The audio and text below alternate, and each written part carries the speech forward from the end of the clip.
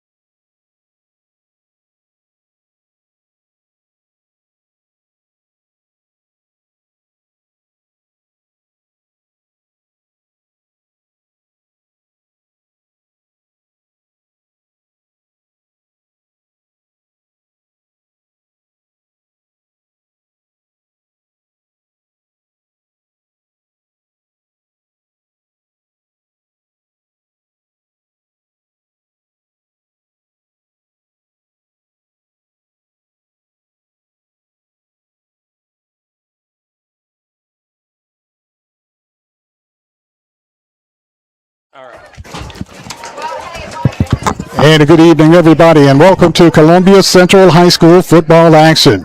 The Columbia Central Lions take on the Battle Creek Grizzlies here at Spring Hill tonight. The Lions are coming off a 27-14 season opener win against Dixon County last week. Battle Creek lost to Mount Pleasant in a 42-41 shootout. The Lions are coached by fourth-year head coach Tredarius Goff. The Grizzlies in their second year of football coached by Justin Durham. Good football action tonight to here at Spring Hill between Columbia Central and the Grizzlies of Battle Creek High School. Beautiful night, and joining me tonight we have Lewis Maddox, Maverick Dickinson, and Dallas Workman. I'm Barry Duke. As we bring you football action tonight from Spring Hill, Battle Creek, the Grizzlies taking on the Columbia Central Lions. Yeah, Barry, obviously these two squads played last year, but to me, this is the first real game in this now Murray County rivalry, in-county rivalry. This is the first time that both sides have all four classification representation. So freshmen, sophomores, juniors, seniors. First year of that for Battle Creek, as this is their first senior class. This team is nothing to be played with. They put on a heck of a fight against Mount Pleasant on the road in Mount Pleasant last week. It came down to the wire, 42-41. Biggest place we're going to have to look tonight is the quarterback for Battle Creek, Brody Orton. Colton Barba started game one last week against Mount Pleasant, went down. He's got a torn MCL. It's going to be Orton the rest of the way out. There was a quarterback battle to begin with in the offseason. Some liked Orton better than Barba. I mean, it was a pretty even competition, so no downfalls there for Battle Creek. And Orton is a dude that can run. He's a heck of an athlete, so dual threat quarterback for Columbia tonight to have to face off against when that was a problem for them trying to contain Caden True of Dixon County last week. Got to keep an eye on that aspect of the game when it comes to Battle Creek's offense. No doubt about it. Orton is a 5'11", 154-pound senior for the Grizzlies. And interesting quarterback matchup. I didn't realize what had happened to Barba, but right now Orton is the man. He's the guy at quarterback for the Grizzlies of Battle Creek High School. Beautiful night for football here in Spring Hill. The Columbia Central Lions looking for their second win of the season, coming off a 27-14 win over Dixon County on last Friday night. So we're expecting a great ball game here tonight between Columbia Central and Battle Creek. Second year for full football for Battle Creek. Up-and-coming program, the Battle Creek Grizzlies, coached by Justin Durham. Columbia Central coached by Tredarius Goff in his fourth season at Columbia Central High School. The Lions, white uniforms, purple numerals, purple helmets. And we had an interview with Coach Tredarius Goff just a few minutes ago. And Lewis Maddox has that interview. Coach, week two, in-county rival. What are you thinking? Hey, man, I just want to start fast, man, to build off of last week, man, execute a lot better, clean up some things, and just finish the game. And just like I said, just play fast, man, and clean up things from last week. That was the big emphasis this week in practice, man. Clean things up, play a clean game, and finish the game. And how did that cleanup go? A lot of penalties, a lot of cramping? Yes. What was the solution to that? So this week, man, we paid attention to details. We focused in on our assignments, personnel groupings. If people went down, who would go in. Cramping, we had Pearson practice straight for hydration. Where we made our guys drink for 5 minutes straight, and then we'll get back to it. So those are some of the things we took in place. Some of the things we put in place for the guys this week to overcome some of the obstacles we faced last week. Coach, for the Grizzlies tonight, where are you keying in? Say that one more time. Where are you keying in on the Grizzlies? Man, you know, like I know, number 13, Stanley Williams, man, he's a dog, man. He's just as good as any athlete in this county in the mid-state, you know. He can get out there. We watched a lot of film on him. Those guys play hard. They're not going to lay down for us. They're going to come out and give us their best game, so we got to be ready to go. That was head coach Tredarius Goff. And, guys, yeah, Stanley Williams is the other piece of this puzzle for Battle Creek offensively that Columbia, on paper, is going to have the most trouble with. Now, I bring up this topic. Ellis Hamrick from last week. Jamari Brown's going to be the guy that was guarding Hamrick. He will be guarding Stanley Williams for the majority of the night tonight. He handled Hamrick very, very well, who is a reigning region receiver of the year for Dickson County. Didn't hear a whole lot from him other than a few cabs. Hopefully we hear the same thing tonight out of Stanley Williams. Not a lot of noise. Both teams with excellent skill position players, and the key to tonight's game will be the offensive and defensive line for both teams here tonight. That will be the key. Like I said, both teams with excellent skill position players. Columbia will counter with Daniel Booker Jr. at quarterback, and of course a bevy of great skill players. Jamari Brown, just a whole list of them. Zion Johnson, just a lot of great offensive players for Columbia Central, and the offensive and defensive line will be the key here tonight at Spring Hill. Lions once again purple helmets, purple numerals with a purple stripe down the side with white tops and bottoms. Battle Creek, navy blue helmets, navy blue jerseys, and gray pants. And a great crowd here tonight, guys, for both teams to watch this event. Yeah, great crowd on either side, and it's going to continue to grow. Cars still filing in here in Spring Hill, Tennessee. But that's the other thing, Barry. With a young team like this, they're very talented. They showed that they can play with some bigger guys, more experienced teams in what they did last week at Mount Pleasant. But the thing is, can Battle Creek keep up with the speed, athleticism, size of Columbia? That is going to be the question for me, because Columbia has the advantage in that realm. Can they use that to their advantage? To me, that's what it ultimately boils down to, but we're just going to have to see. And one advantage for Columbia Central last week was the guys going out with cramps and still won the game 27-14 over Dickson County, and played a lot of players that probably would not have played that much, but they got some experience last week, and they'll get some experience tonight, hopefully. Yeah, Houston Brown is the big one to note there. The freshman defensive back got a lot of play as we had a lot of cramps in the defensive secondary. Him getting some reps last week, that's big for him. He played well. Good for him tonight if that problem arises again. But as Coach Goff said, don't think we'll see that again. I'm Barry Duke, along with Lewis Maddox, Maverick Dickinson, and Dallas Workman, bringing you Columbia Central High School football here tonight from Spring Hill. And, of course, Dallas will be keeping up with the offensive and defensive linemen. And Maverick, of course, does an outstanding job seeing things that we don't see and running the camera and the board. So appreciate all that, Maverick and Dallas. I liked the interview with Tredarius Goff. He said something about hydration. He made the guys stop and do 5 minutes. And what did that look like at practice, honestly? I would love to have been there and seen that, them saying, hey, drink some water, let's get it going. That's literally how I went to a few practices this past week, and that's literally what it was. Blow the whistle, get some water in. I would love to see that. Very important, because you have to hydrate 2 or 3 days ahead, and they were hydrating 5 days ahead, so that should be a factor. Battle Creek kicks off to Columbia. Columbia takes it on the up back. Gets it across the 40, near the 45-yard line, and Columbia will have the football 1st and 10 at their own 44-yard line. Yeah, it looks like they got one of their offensive linemen out there doing kickoff duty for them. You don't see that every day, but in high school football you might. That's number 55, Nathan Dussault, who just kicked off for the Grizzlies. Very unusual. Also rumored, I guess pretty much true, that they're sitting out 8 players, 8 starters for the first quarter because of obvious reasons. Daniel Booker Jr. is your quarterback. Handoff Nash up the middle. It's at the 45, the 50, across the midfield stripe to the 45, close to the and we're going to go 164. Battle Creek 44-yard line.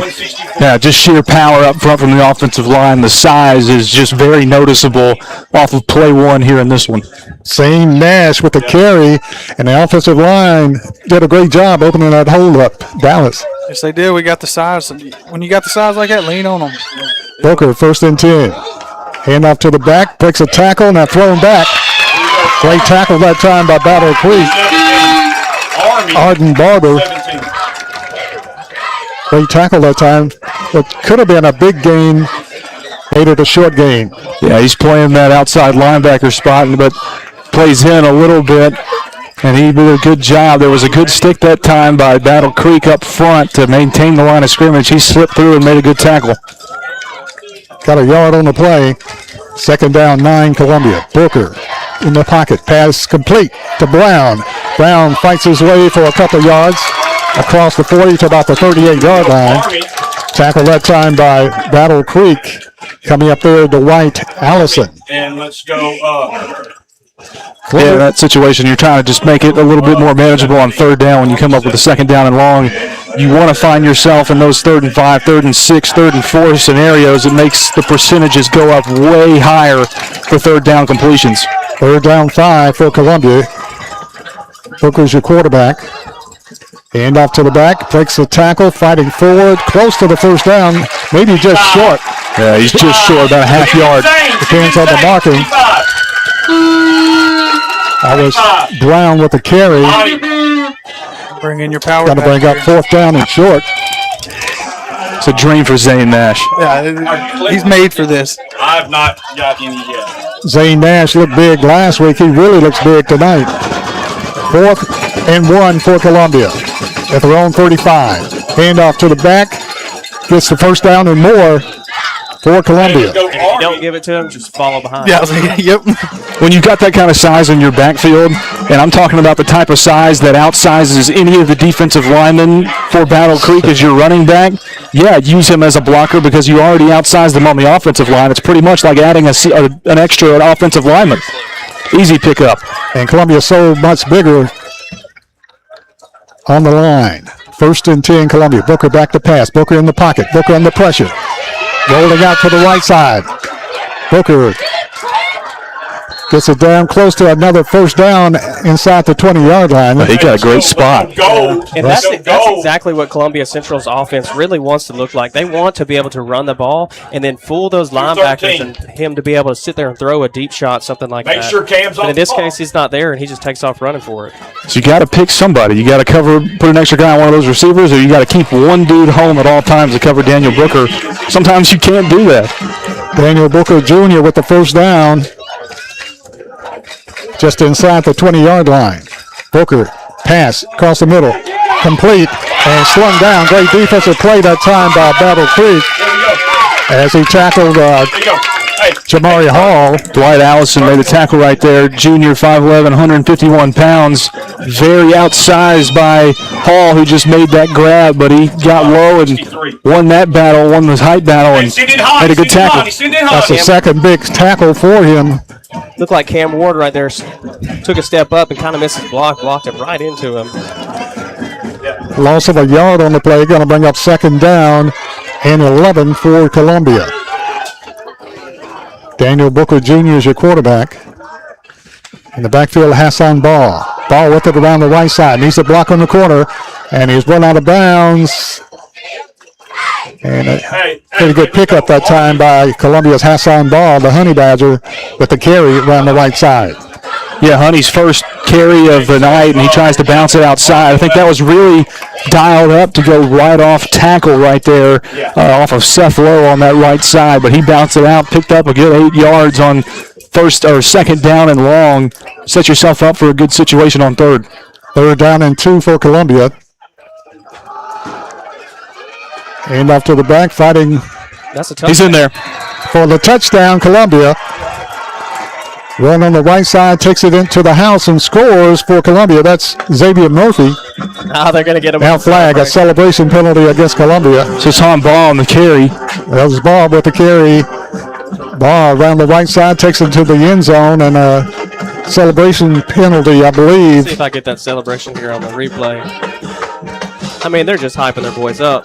Yeah, dead ball on sportsmanlike conduct on Columbia. Just a little flex. He just did a little flex. He took both his arms like this and flexed on them. I thought you could flex. You can't flex. You can't show your muscles in your high school. He wasn't flexing, he was stretching. He worked hard for those, yeah. Stretching. He's stretching. Eli Raymer with the point after for Columbia. Snap is down, kick is up, and it sails through. It's good. And the score, Columbia Central Lions 7, The Grizzlies of Battle Creek nothing. We'll take a break and we'll be back right after this. This broadcast powered by CPWS Internet. Back right after this.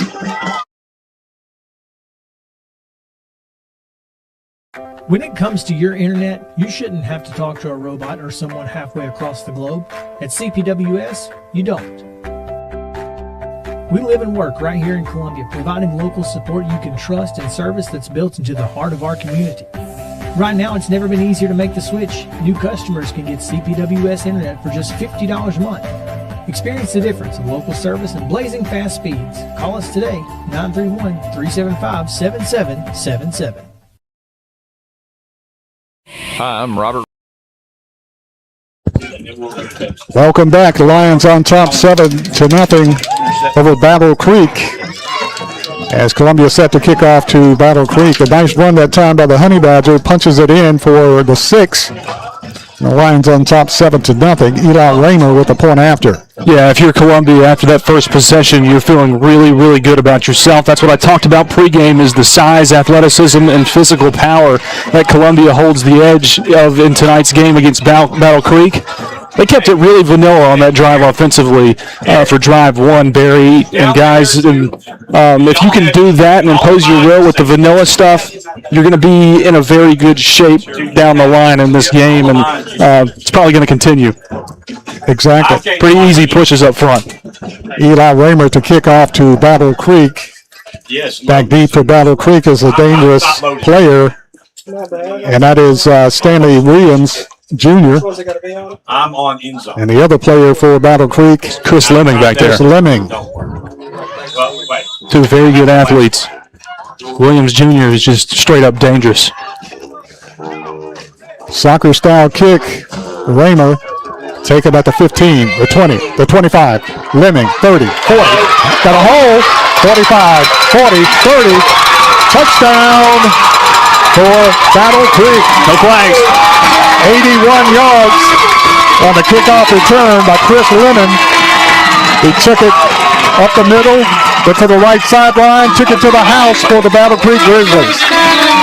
Yeah, Columbia dialed that up exactly how they wanted it to go. They wanted to kick it to Lemming. They did not want it to kick it to Stanley Williams Jr. They kicked it to Lemming. He completely reversed field, came around to the opposite sideline down here on the near side of the field. And that's been a problem for Columbia historically, is special teams blunders like that, and it bites them again here in the first quarter. Without a doubt, hit the sideline, takes it all the way home. 81 yards for the touchdown. Chris Lemming for Battle Creek. You could do everything right, and you could make one mistake, and it'd cost you. Just don't see why we're trying to kick it to any return man at all. Both of them are dangerous athletes back there. You've got a guy in Raymer that if he puts his leg into it, can put it in 8 yards deep in the end zone at any time he pleases. That's where that penalty comes into play right there. And normally he does kick it into the end zone. Battle Creek to kick the point after. The kicker, Zach Hulk. 20 yards, I think. 15. So I don't know. Did they? Snap is down, kick is up. Sailing, good. Hulk with the kick for Battle Creek. And the score, Columbia 7, Battle Creek 7. We'll take a short break and we'll be back right after this. Powered by CPWS Internet.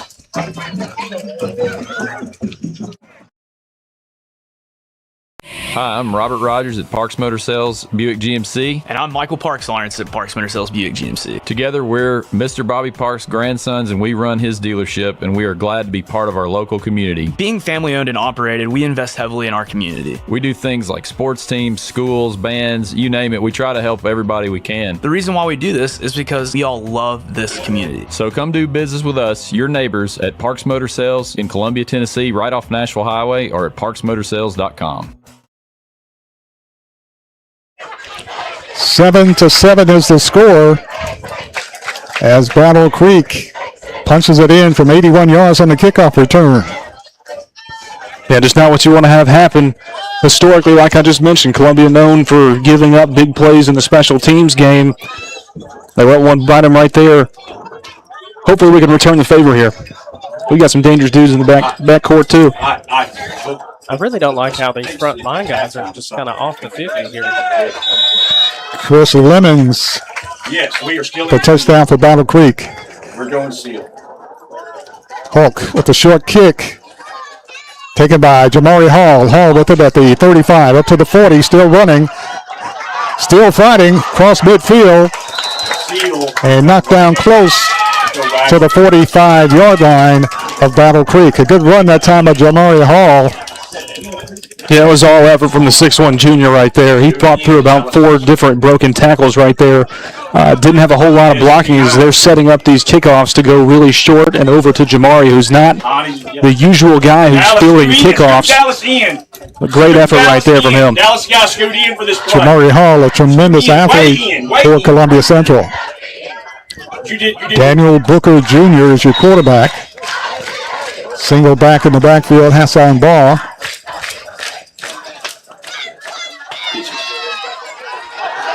Booker rolls out under pressure, blitzes on, turns the corner, gets it back to the line of scrimmage, and maybe picked up a couple of yards. Could have been a 10, 15-yard loss, but there was a penalty flag on the field. That comes from the land of holding. Exactly, exactly right.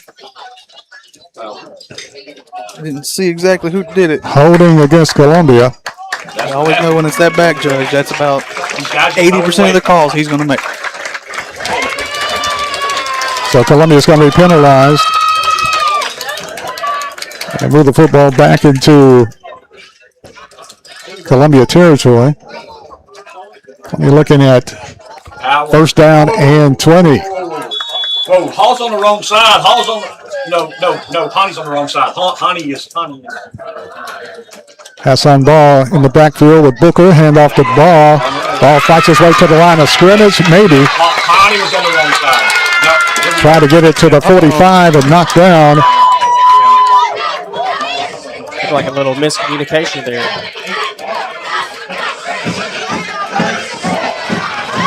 A little skirmish. I was like, things are getting chippy. It's that new rivalry in town. No gain on the play. Going to bring down second down and 20 for Columbia. Goes to the other field. Hand up to the back, knocked down. No. Maybe a loss on the play. Yeah, never good when you got your offensive lineman standing around and just watching the quarterback get taken down on a quarterback draw. That was blown up from the start. The push that Columbia had in the first series is just not right, is not there over the past couple of plays. They dominated in the first possession. Third down 20 for Columbia. 2 plays, no gain. Booker back in the pocket to pass. Booker gets a good block. Booker rolls out. Booker to the original line of scrimmage and gets the first down. Hey. Daniel Booker Jr. with the first down. Unbelievable. I mean, you're talking about spending 6 or 7 seconds in the pocket in the backfield looking for someone downfield. There's nobody there. You casually escape the pocket, burn everybody. They had 2 guys sitting there spying him at the linebacker spots. He just ran around them. Booker, 6 foot, 200-pound senior for Columbia quarterbacks. Pass to the receiver, Brown. Brown with the completion. Tight ropes the sideline. Gets close to another first down. Depends on the marking. Yeah, it looks like a foot went out. Yeah. About an 8-yard pickup. Yeah, just a little short. If you're going to play a 10-yard cushion off Brown like that, they're going to throw a 5-yard dot all night long, and he's going to pick up 8, 9. Just thinking that. Columbia looking at second down 2. Booker, your quarterback. Hand off the ball. No play action. Pass to the receiver. Jamari Hall at the 10, the 5, into the end zone. Touchdown, Columbia. Jamari Hall from Daniel Booker Jr. And Bubba put it on the money. And Hall takes it to the house for the touchdown. Hall's second touchdown of the season. Yeah, and they scored on that exact same play last week at Dixon County. It's just a simple sneak out by the tight end, Jamari Hall, into the flat. You've got receivers out in front of him, 2 on that side blocking. When he gets that ball in the flat, he's got wide open space to run. And like on that one, when it sets up that way, he only had to break 1 tackle. And breaking 1 tackle for Jamari Hall is not that hard. Raymer, snap is down, kick is up, hits the goal post, no good. That's not like Raymer. Raymer misses the extra point. And it's not like him. And the Jamaris are amazing. Jamari Brown, Jamari Hall, amazing. The score, Columbia 13, Battle Creek 7. We'll be back right after this timeout.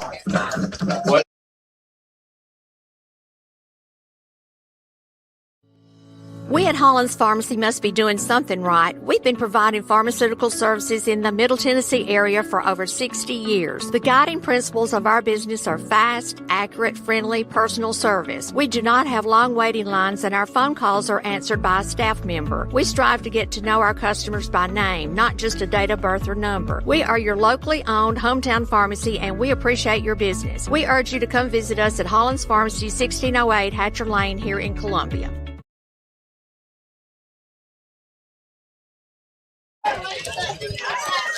Barry Duke along with Does he have what? Lewis Maddox, Maverick Dickinson, and Dallas Workman bringing you Columbia Central High School football action tonight from Spring Hill. The Lions on top 13-7 over Battle Creek. Raymer missed an extra point,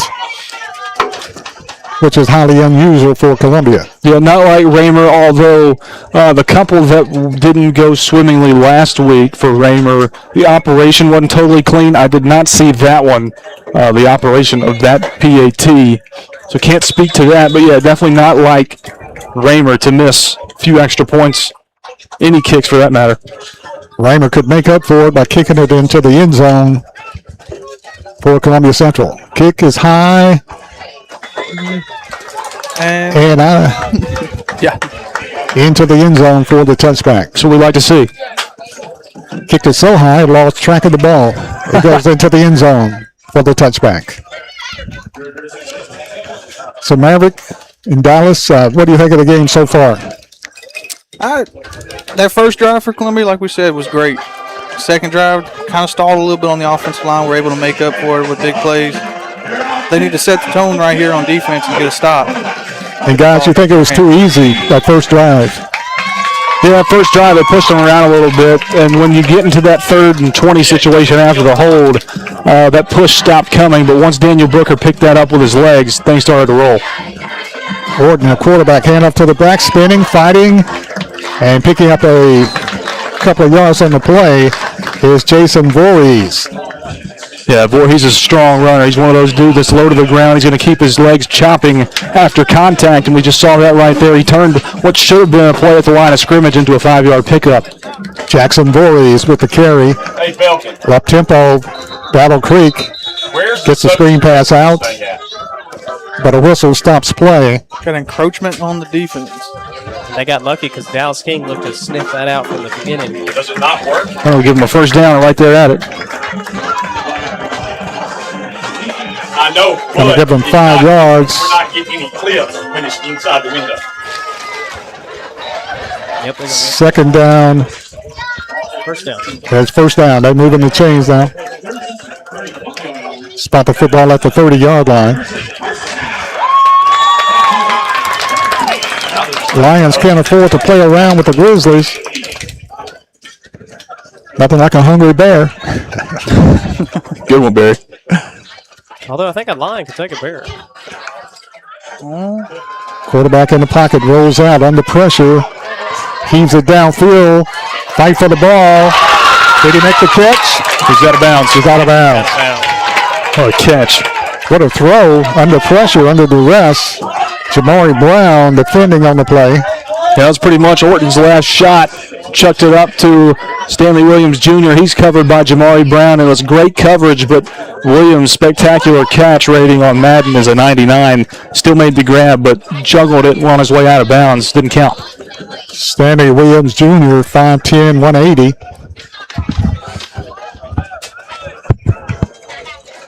Quarterback play action, handoff to the back now. Breaks outside, breaks one tackle, breaks another tackle, and finally knocked down Jackson Voorhees. Another one of those plays where he should have been stopped a couple of yards deep in the backfield that time, but kept his legs going, found another hole to the right side of the offensive line, picked up a couple yards. 13-7 is the score with 5 minutes left in the first quarter. Lions on top. 3rd down, 8 for Battle Creek. Orton is your quarterback. Big play for Columbia's defense. Back in the pocket to pass. Looking downfield. Rolling out. Throws it downfield. A comeback pattern. Out of bounds. It's kind of the same situation on that throw down to Williams that was also incomplete. He just ran out of time on the rollout to his right side. He's facing these monster defensive linemen from Columbia very, very quickly. They're getting through that line and getting pressure. And they're not even calling holdings back there because they're getting held every play, but it's really not mattering. The pressure is there, and Orton's having to get rid of the ball really quickly. I'd get rid of it quick if Tyshawn was chasing me down too. Yeah. And Jamari Brown has really gotten bigger this year as opposed to last year. They listed him at 6'1", about 205 at linebacker. He looks bigger. 4th down, 8. Grizzlies to punt. Gets the kickoff just barely. High booming kick, called for fair catch. Columbia going to let it roll, and it takes a Columbia roll and down at the 31-yard line of Columbia. Toto Ball almost got back there to that thing. Yes, he did. And luckily, Hassan Ball called for fair catch, and then he just stayed away from the football. They're going to mark it at the 31. Columbia will have it 1st and 10 at their own 31-yard line. This broadcast can be heard on 103.7 WKRM Radio, and of course it's available on online streaming on YouTube and Facebook. So you got options. And when we get the chance, I'm going to let Maverick tell you how you can listen to it. If you listen to it on the radio, you like to see it on your phone or computer, Maverick's going to tell us how you can do that in just a few minutes. Or your TV. Oh, that too, yeah. Smart TV, pull us up. 4 minutes and 1 second remain in the first quarter. Just go to Front Porch Sports Network. Type it in on YouTube. Hey, they started the game. They started the clock. 62. 62. 1st and 10 Lions at the 31. Booker, pass, screen to the back. That could go a long way, Barry. Still running, midfield, 40, 30, and knocked out of bounds before he got to the 30-yard line. Here we go. Hey, trips. Gavin Pelkey finally the man that gets him pushed out of bounds over there on the sideline, but just another simple, quick pass in the flat to a receiver for Columbia. They got receivers that are blocking out front, and nobody was there for Toto Baldwin. Toto Baldwin, of course, wearing number 22 tonight for Columbia. Toto Baldwin, great catch and run that time. He's a load, Baldwin. Booker's your quarterback. Rolling out to the left side, looking downfield. Heaves it downfield. Got a man open into the end zone. Bridges turn at the last second, goes incomplete. In the end zone, incomplete. Booker was looking for back shoulder. Cam Bridges was thinking front shoulder. This turned the wrong way at the wrong time. Looks like there's some laundry on the field down there. Purple. Is there something? Penalty on Columbia is what the White had just signaled. Oh, it wouldn't have mattered anyway. Yeah, it wouldn't have. Flag down against Columbia. They marking, moving backwards. 13-7 is the score. Columbia on top. I really liked the Booker, though, getting to his progression right there. I mean, he rolled the pocket. He saw that his number one choice right there was to throw it, and he did. Hand off to the back. Hassan Ball, 40, 30, 20. Cuts inside, knocked down inside the 10-yard line. Safety Pelkey stops him again. Another huge run for Columbia. It's almost like they're taking these penalties just to give themselves more space to run farther.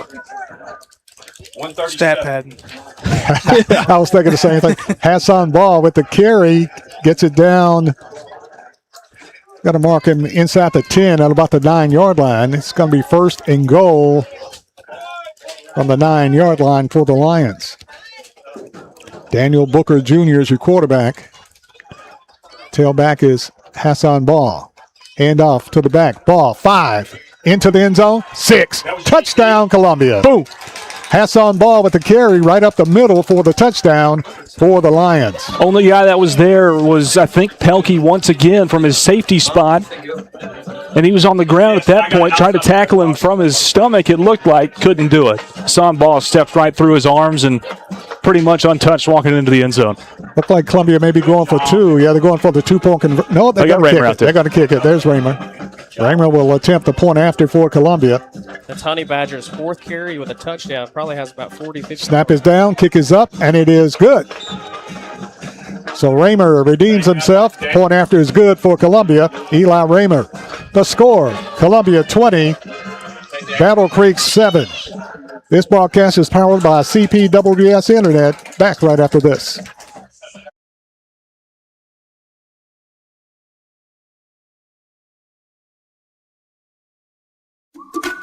Hello, my name is Zach Maddox. I'm a proud third-generation owner-operator of Columbia Paint and Wallcover, founded by my grandfather, Ralph Maddox, in 1946. We offer a variety of paint and wallcovering products, but our passion is customer service. We can offer many personalized services and can come out to your house or business if needed. Come visit us at our Columbia location or our new Spring Hill location behind Church of the City, or visit us online at paintcolumbia.com.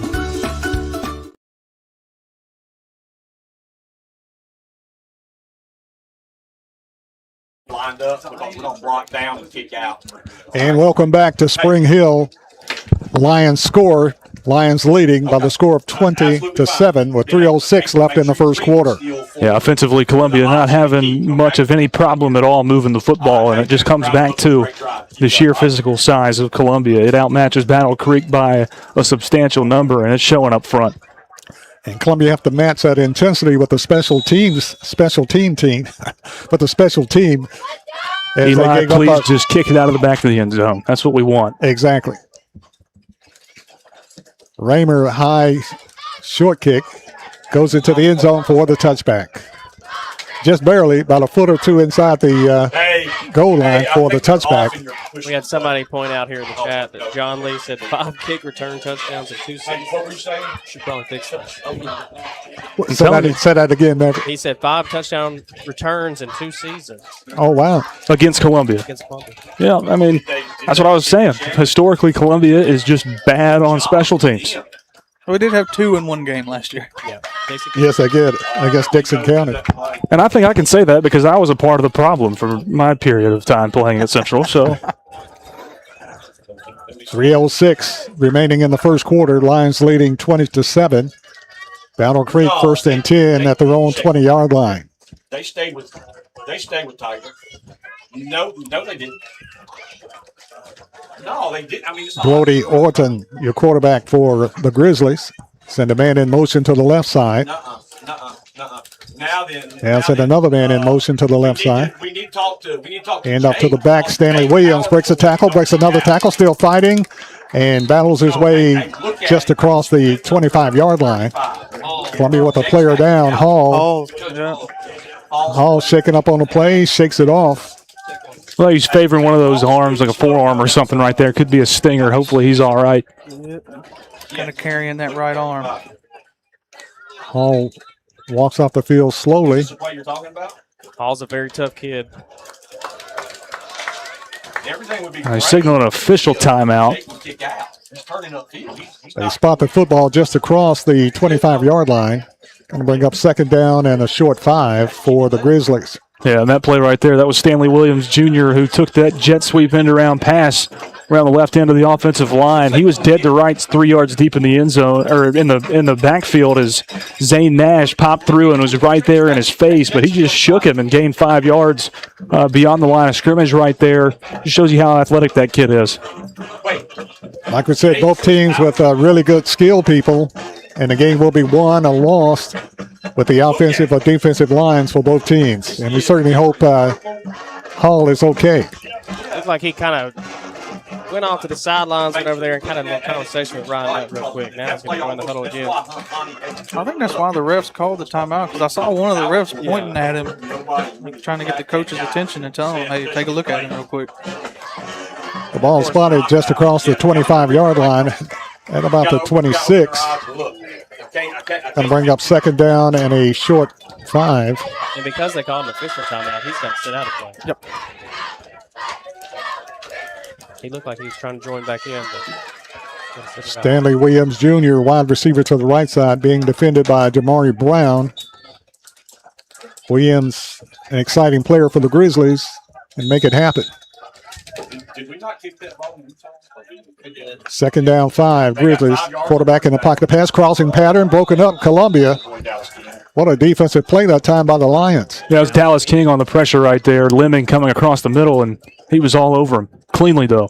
Perfect timing. Perfect timing, you're right. And what a player to have in the backfield right there. Brown back there to be able to catch something that is right there. What's wrong? Zion Johnson in for Columbia at a defensive back spot at safety. Big play here, Grizzlies, 3rd down 5. Orton, your quarterback. Back in the pocket of pass under pressure, rolls out to the right side. Trying to get rid of it, trying to turn the corner, overthrows his receiver, incomplete, 4th down. And just once again, credit to Orton right there, man. He is just not getting a lot of time back there and having to roll out and just use the time that he's got from running from the center of the field over to the sideline. That time he just ran out of time, didn't have anybody open. Tried to flick it back into the field of play to one of his tight ends right there. Just couldn't make it happen. The Grizzlies set the punt. How about they catch this? Zach Hauk will be punting for Battle Creek. Back deep for Columbia. Jamari Brown. They put 10 in. 10 will catch it. Short kick, high kick. Takes a Columbia roll back at midfield, down at about the 49-yard line We are going to be an ace, and we're going to go of the Grizzlies. Dead midfield. It's in the center of the Grizzlies' 2 nostril holes. Exactly. It landed at the Columbia 49, but they said it hit at midfield, like you said, so right at the 50 between the nostrils of the Grizzly. Columbia right now just quietly winning in every aspect of the game if your aspect of choice is not special teams or penalties. Other than that, they've pretty much dominated. And quietly is the operative word. Not a lot of emotion, but very efficient so far. Booker, your quarterback. Play action. In the pocket. Breaks out of the pocket. Breaks the tackle. Turning. Running down the right side. The 40, the 30, the 20.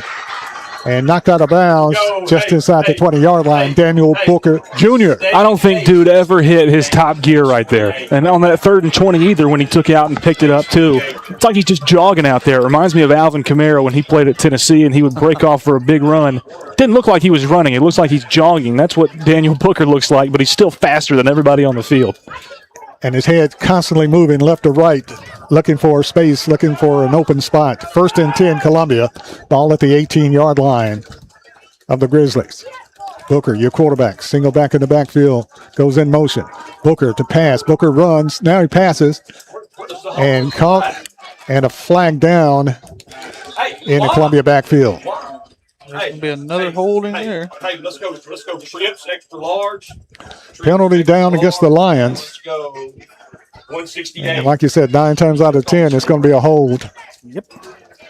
Let's check that replay out of Daniel Booker taking off running with it. Trips, extra large, I think he breaks 1 tackle, 2 tackle. 168. It's like you said, Lou. It's like he hasn't hit his high gear yet. It's holding on Columbia. But yeah, I mean, he don't look like he's sprinting. Great run that time, Booker, but penalty going to be 1st and 20 for the Lions. Ball spotted at about the 28-yard line. It was 55. 55. Cole's holding. In the backfield of Columbia's Hassan Ball along with Booker. Got an interesting trips formation over here on the near side of the field, but it's a stack look. So all 3 guys kind of stacked right behind each other. Hey, please talk to Cole when he gets off on the sideline. You know, the first drive of the game for Columbia dominated the offensive line. The offensive line was dominating, and now it's not quite dominating. They're giving them fits. We were saying that Battle Creek's guys are undersized. The thing about the undersized guys, they are fast. No. And they fill in the gap. Yep. Yeah, if your first step as a bigger offensive lineman is not the right first step, then you're playing at a disadvantage. Those guys will slip through, and also got to think about the battle of height right there. Low man always wins. It's not really the case when it comes to this type of size discrepancy, but it does help out Battle Creek a little bit. Help me out. Tailback is Hassan Ball. Booker's your quarterback for the Lions. Set a man in motion. No one follows him. Bridges. Booker under pressure, rolling out, looking downfield, heaves it into the end zone. It's got to be pass interference. And Hey, raise up your mics if we're yelling. incomplete. Yo, hey, I want to go. A lot of bumping and grinding going there. Purple, extra large. No flag. And Columbia's looking at Purple, extra large. Hey, fellas, I need y'all to raise your mics. Second down. Extra large. They had some pressure 65. coming right up the middle, right where Oh, Cardinal no, is right no, there. 21, 21, 21. Booker trying to spread the ball around to get it to his wide receiver, not running that time, Purple, we don't have and Hall. it goes incomplete. Oh, okay. Oh, well, the other guy, the receiver was still out there. 2:02 left in the first quarter. Columbia leading 20-7. Columbia with the football. Second down and 20. Hand off to the back. Breaks the tackle. Hassan Ball at the 10, at the 5, Coming into back. the end zone. I believe we've Touchdown. got maybe another holding on the play. Yeah, I saw where it came from. A lot of linemen in that area. Pretty ticky-tack, though. Just a slight little grab, released immediately, but they still called it. Man, Penalty flag against Columbia. guys see it? Nullifies the touchdown. They're going to bring it back. Hey, that looks hey, pretty cool. white bunch. White bunch.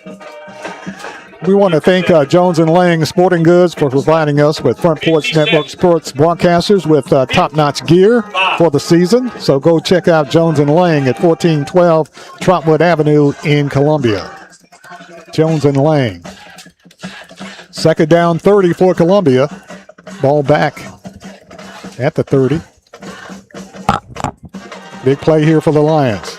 Hand off to the back. Brown at the 25. Brown trying to turn the corner at the 20, the 10, the 5. See ya. Touchdown, Columbia. Easy. Jamari Brown choosing his blocking.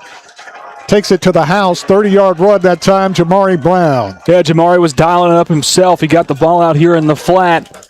Had two receivers in front of him. Both picked up dudes, but there were two extra guys behind those two that were already getting blocked. But the blocks from the receivers were so good that it made a wall, balling off the outside and down the sideline. That's the route that Jamari Brown took, and that route got us 6 points.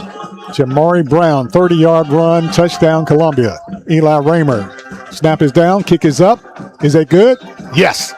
The score, Columbia 27, the Grizzlies 7. We'll be back right after this timeout. This broadcast is powered by CPWS Internet. Nobody.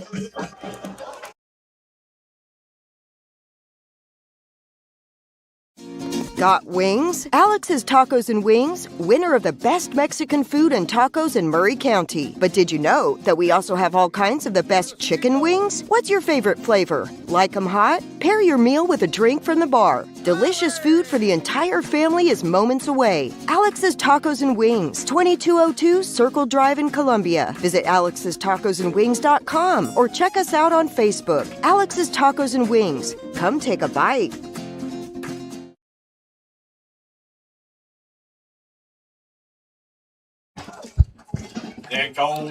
Welcome back to Spring Hill, Battle Creek High School. Columbia Central Lions up by 20, 27-7 over Battle Creek. And the Lions trying to shift into that higher gear right now. Although the gear they're in right now, 27 points in 10 and a half minutes, ain't terrible. It's not bad. It ain't bad at all.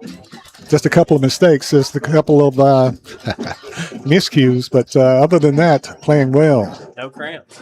No cramps. Thank goodness. That is the penalties are still there. The penalties are still there. The cramps have been eradicated. Raymer with a kick into the end zone for the touchback. Eli Raymer for the Lions. Kick goes into the end zone for the touchback.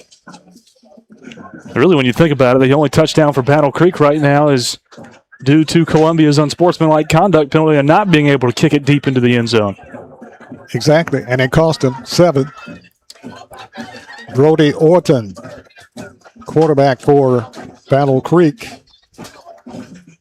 Super talented dude at that quarterback spot that can get it to some super talented wide receivers that they've got on the outside. The question right now is, can he be granted enough time to do said that? I don't really think I can see it right now. Lions substituting their defensive backfield. Orton rolling out, play action, hand up to the back, this time hit behind the line of scrimmage. That was Zane Nash. Zane and Xavier Murphy, too. Xavier Murphy in on the tackle with Nash. And, of course, tonight, Make sure you stay tuned for the announcement of the Buffalo Wild Wings Player of the Game. We'll be deciding as a broadcast crew the winner at the conclusion of this matchup here tonight in Spring Hill. The Buffalo Wings Player of the Game. We'll be deciding that at the end of the game tonight. Columbia substituting a few players on defense. With 50 seconds remaining in the first quarter. I know Brown scores. Toto Baldwin. Ball scored one. Lonnie scored one or two. One of the guys up front. Battle Creek, a man in motion. Looking at second down and 11. Screen pass to the receiver. Knocked down. Great. What a hit that time by Columbia. And making that tackle was Trey Johnson.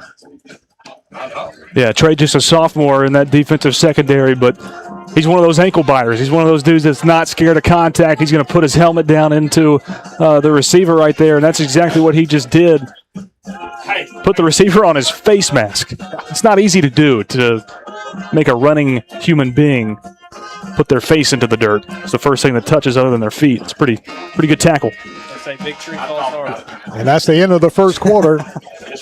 At the end of the first quarter, the score, Columbia Central 27, Battle Creek Grizzlies 7. This broadcast powered by CPWS Internet. We'll be back right after this.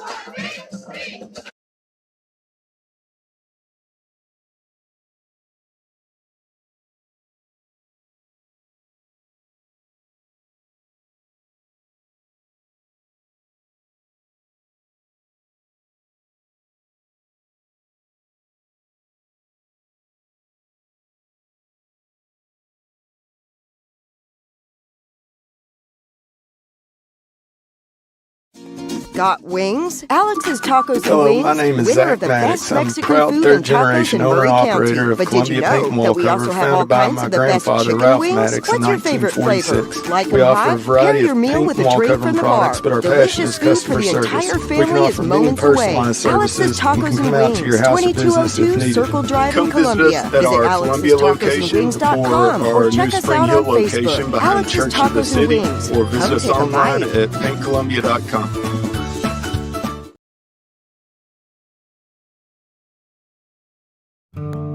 Hi, I'm Matt Perales, manager of Murray County. Welcome back to Spring Hill, Battle Creek High School. The Grizzlies taking on the Columbia Central Lions tonight. Dallas Workman, Maverick Dickinson, Lewis Maddox. I'm Barry Duke, bringing you Columbia Central High School football action tonight. As we start the second quarter, Lions up 27-7. Pass by Battle Creek. Orton, incomplete. Looked like the defense forced him to get rid of that pretty quick. Yeah, and they're even dialing it up, Battle Creek is, offensively, to get that ball out of his hands as quick as possible. That's what that play was designed to do. They were still in his face when he released that ball. It was a one-step drop, and he still had pressure. That's a problem up front for Battle Creek. They brought the perfect blitz on the left side with Nash and Hall there, and they got back there quick. Ball down at the 21. Battle Creek, 4th down and 9. Will be punting away to Columbia. Back deep for Columbia, Jamari Brown. Almost blocked again. High booming kick. Hassan Ball. He thought about picking it up right there. He wanted to. He wanted to. I think he always wants to. We've seen last week at the Dixon County game for sure. Thought He's better got of it. 4 carries and a touchdown right now. Thought better of it and let it go. Going into this second quarter for Columbia, I want to bring up the point that I'm thinking that this offense is kind of like an engine trying to crank over. We've seen spurts of this offense be really good. We've seen quarters where they've been really good, like that first quarter that we just witnessed. Can they be really good consistently? Can the car finally completely turn on? Let's see. Can that diesel engine get started? Once it does, they're hard to shut off. Yep. 1st and 10 Lions at their own 38-yard line. Play action Booker. Receiver makes the catch. King gets it across the 40 to about the 42-yard line. ball should be on my side. Nothing wrong with a pickup of 4 on first down. And it looks like Battle Creek got a little bit bigger. Of course, it was rumored that they had 8 players they were setting out, 8 starters setting out in the first quarter. So we're in the second quarter now. Look like their defensive line got a little bit bigger for Battle Creek. Pick up a 3 on the play, brings up second down 7. Hand off to the back. Hassan Ball fighting for the first down. Got it. Great run that time. Hassan Honey Badger Ball with the carry and the first down for the Lions. Let's go. First and 10, Columbia. Ball's coming out. Zane Nash in for the Lions. Son Ball is not going to be, he's one of your speed backs. First contact that he got was on the second level. That tells you that push is there from the offensive line of Columbia. Booker controls the snap, bad snap. Fight gets it across midfield. Second effort to about the 49-yard line. Daniel Booker Jr. with the carry. Blocking up front that time wasn't as fantastic. Looked like they were a little confused, the front 5 up there for Columbia. So kind of a busted play to start out, but Booker still picks up 3 or 4. Jamari Hall back into the game for Columbia. They might not get this guy off. Brings up second down. Booker wrapped up and knocked down in the backfield for a loss of about a yard on the play. Oh, this side official missed it. 27 didn't get out in time. They tried to sub late. They let him go. Third down and long for Columbia with 10 minutes to go in the first half. Columbia leading 27-7. Third down and 11. Booker, handoff, back, Nash gets the first down and gives ground and knocked for the first down. Zane Nash with the carry. Zane, a big young man at tailback, showed a little speed that time and a little movement. Man, he's deceivingly quick, isn't he, guys? He is. You can see it on that replay there. The speed of Battle Creek's front is what's giving our guys fits right now. It's not the size. Battle We've Creek. got the size. Battle Creek with a man down on that play. Big time pickup for Columbia, 3rd and 11, and you pick that up with an inside zone run right there with your big, powerful running back. It's a pretty thing to see. It is. Battle Creek with a young man down. We've got 9 minutes and 46 seconds remaining in the first half of play. Columbia leading 27-7. And tell us about the offensive line, Dallas. We've still got those same starting 5 across the front. Lucas O'Neal at left tackle. You got Vontae Hatton at left guard. Polk still center. Jake Love at right guard. And Seth Lowe at right tackle. Like we said, that first drive, they were imposing their will, but this speed of Battle Creek, they're figuring out where the holes are, and they're bringing that speed, and that's really what's giving them fits right now. Young man Isaac Kruer shaking up on the play, gets up on his own power, and walks off the field for Battle Creek. It'll be regular ice. A little shaken up. I think he's going to be all right. The next play will be regular ice. Ball spotted at the Battle Creek 35-yard line. First and 10 Lions on a great run by Zane Nash. In the backfield for Columbia, Jamari Hall at fullback. Booker's your quarterback. Nash is your fullback. Play action Booker looking downfield. Heaves it downfield. Got a man fighting to get open. A lot of contact. Goes incomplete in the end zone. There's a lot going on that play. Yeah, a lot of hand fighting either way. It looked like Bridges just wasn't in the right spot, and when he realized he wasn't in the right spot, he tried to get by Dwight Allison, who was in coverage right there at the corner spot. Just couldn't get to where the ball was in time. He was in the end zone, but that ball landed about 5 yards deep. Going to bring up second down and 10 for the Lions. Hand off to the back. Zane Nash. Nash runs over a couple players, finds his way across the 30 to about the 27-yard line. Zane Nash. That time it looked like Battle Creek's defensive line got in the backfield finally, but it looked like they were surprised to be back there. They were in the spot. They didn't make an attempt to go for the tackle, though. Yeah, 7 balls. He kind of ran over a couple of players that time, too. I mean, who would want to tackle I don't. Zane Nash? That dude squats 500 pounds. And they list him at what, 240? I'm not sure what his weight is. Columbia with the ball, running on their outside to the right side. Touchdown. Honey Badger at the 5, into the end zone. Touchdown, Columbia. No litter on the field. Touchdown, Honey Badger. Hassan Ball takes it to the house. Diesel engine's starting to crank a little bit, boys. It's starting to crank a little bit. Slowly but surely. Hassan Ball takes it to the house, 28-yard run for the touchdown.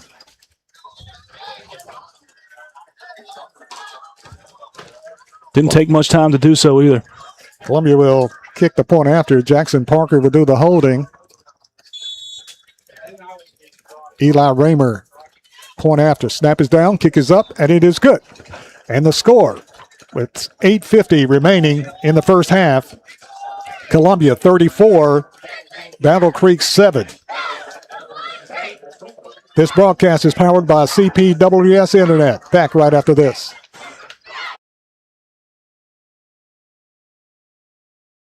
Columbia Foodland is a locally owned and operated family grocery store with a full line of dry, dairy, frozen, meat, and produce items. We focus on keeping the freshest hand-cut meat and produce items daily with the most competitive prices in town. We offer weekly ad specials as well as in-store weekly specials throughout the store. Located at 427 West 7th Street in Columbia in the former Harris Foodland location. Columbia Foodland. We are here and ready to serve the wonderful people of Columbia and the surrounding areas.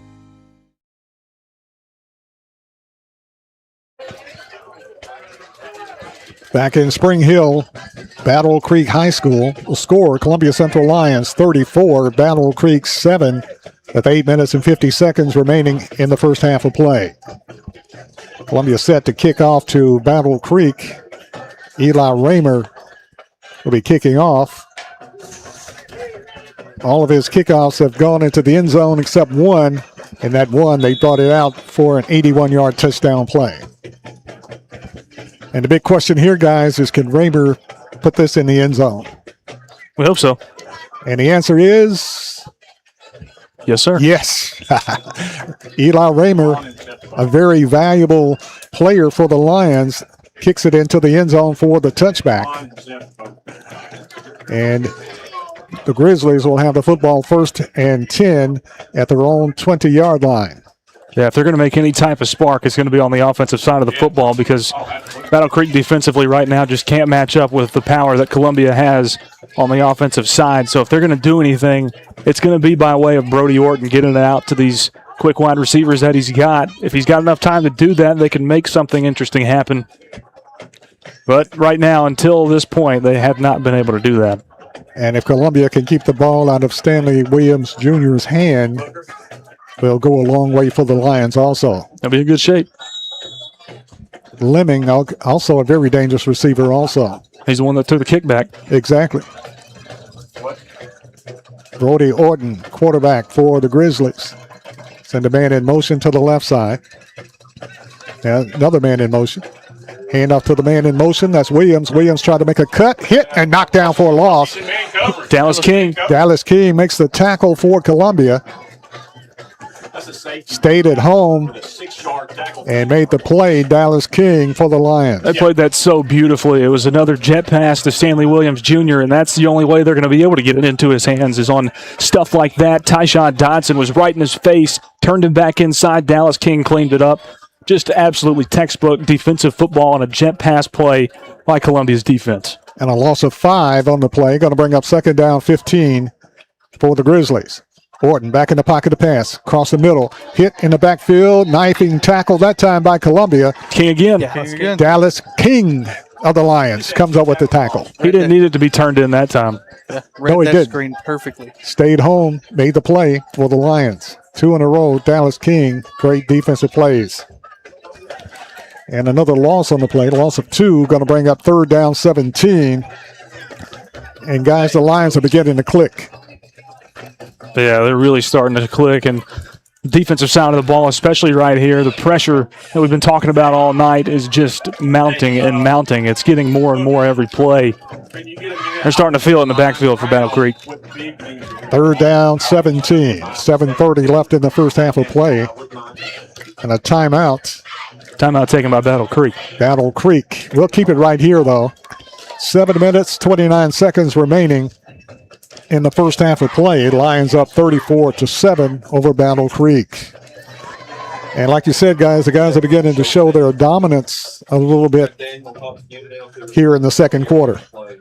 Yeah, Barry, it comes down to the stuff that I've been talking about for the entirety of this broadcast. Columbia, and it's not a terrible thing for Battle Creek to hear this, but it's just a difference of rosters and experience and size on both of these squads this year. You got to mention this is the first year Battle Creek has had seniors even in their school hallway. So this is a very new school. They're undersized, not a lot of seniors, and this is the kind of result you're going to get with a team that is mounted talent-wise to make a run at a state championship this year.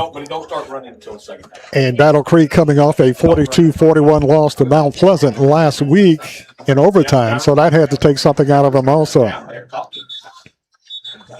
But the Lions trying to turn it up a little bit here tonight. 34-7. Columbia. Want to wish my middle granddaughter, Raylan, a happy birthday today. Happy 13th. Happy birthday, Raylan. A volleyball star at Blackman Middle School. So happy birthday, Raylan. Also, Shaq Mason's birthday today also. Happy birthday, Shaq. Shaq, big Shaq. Hope we're making him proud here tonight. I hope so. I think we are. 34-7 is the score, Columbia.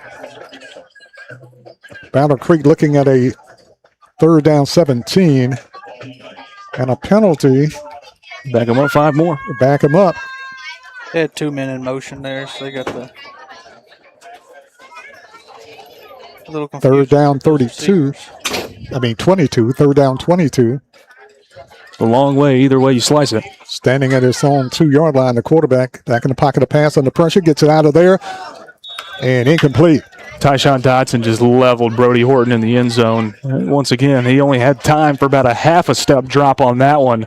I just don't understand. At that time, Tyshawn Dotson was free reign to the quarterback. He was not upheld one bit. And, of course, Orton's not going to be able to complete a pass under that kind of duress. He was not impeded at all, as you said, Lewis. This could get dangerous, too, because we talked about the woes of Columbia's special teams tonight. They've been back there at the punter every time on contact with the football. Now he's backed up at the back of his end zone. Jamari Brown back deep. It's going to go away from Brown.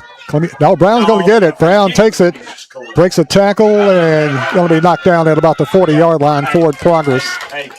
See where they mark his forward progress. Should be the 40. They'll mark him at the 39. If you're Battle Creek, that's about as good as that could have gone for you. Jamari Brown had that little skip and hop like he wanted it bad. And he got it. It's about the 39. So Columbia will have it 1st and 10 at the Battle Creek 39-yard line for the Lions. And the orange moon right in front of us, a full orange moon. Yeah, it's starting to come up over the trees. It's pretty. It is beautiful. On a beautiful night. It is. 1st and 10, Columbia. Daniel Booker Jr. is your quarterback. Play action in the pocket. Heaves it downfield. Got an open man. Makes a catch into the end zone. Touchdown! Jamari Brown from Booker. Daniel Booker to Jamari Brown for the touchdown. How about one play, Barry? One play, touchdown. And that wasn't even everything that Daniel Booker wanted to get on that throw. He pump faked because I think his arm got touched back there in the pocket by a defensive lineman that was coming around the edge on Luke O'Neal. He got touched, brought the ball back down, but stayed in his throwing motion, so really only got half power into it. Arced that ball beautifully. Beautiful touchdown, Columbia. Into the end zone for 6. Daniel Booker Jr. to Jamari Brown for the touchdown. Raymer to kick the point after. Kick is up. It looks good, and it's good. And the score, Columbia 41, Battle Creek 7. This broadcast is powered by CPWS Internet. Back right after this timeout.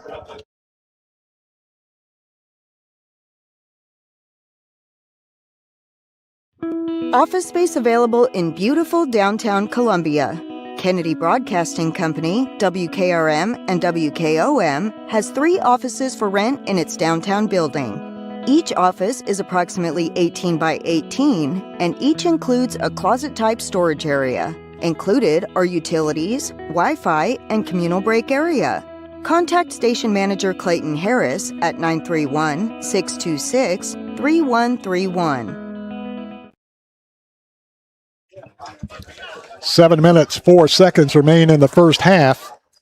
Columbia leading 41-7 over Battle Creek. Columbia set to kick off to Battle Creek.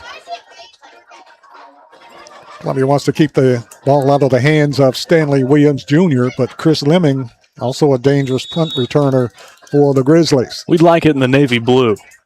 I can guarantee you, Eli, after that first kick return, Eli got to the sideline, and the special teams coordinator said, "Yep, end zone every time."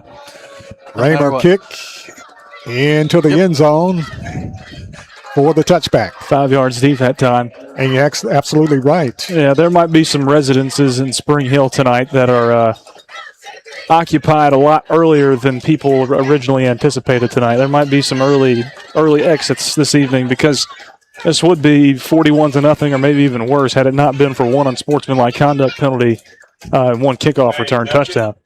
Yep. Exactly. Full moon rising here at Spring Hill Battle Creek High School. Literally. The Lions leading 41-7 over Battle Creek with 7:04 left in the first half.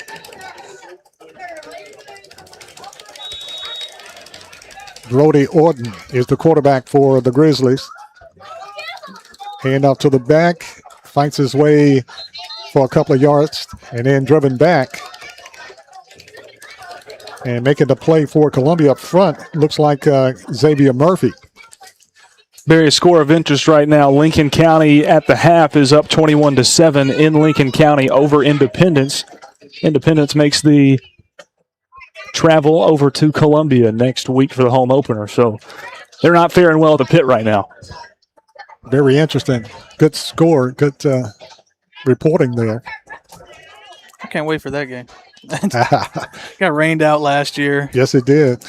We waited, 2 hours, hour and a half, 2 hours, and they canceled the game and nobody played it, never got played. Hand off to the back, fights his way, still fighting, but hammered down by Columbia. A whole host of Lions that time. All 11 shirts on there.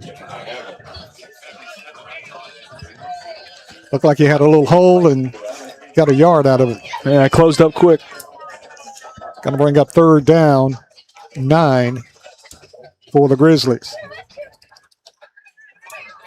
Brody Orton is the quarterback for the Grizzlies.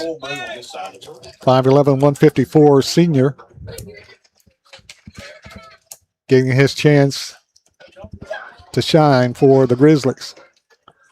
Twin receivers wide to the left side, single receiver to the right side. Single back in the backfield. Quarterback pass across the middle, complete. And fighting and just shy of the marker. Depends on the marking. Ref's calling him down in the middle of the field there. Yep. They're going to go for it. Yeah, he's short. Yeah, comes up short. They're going right now. They're going right now. Ball at the 28-yard line. 4th down and 2 for the Grizzlies. Looks like they're not going. I think they're going.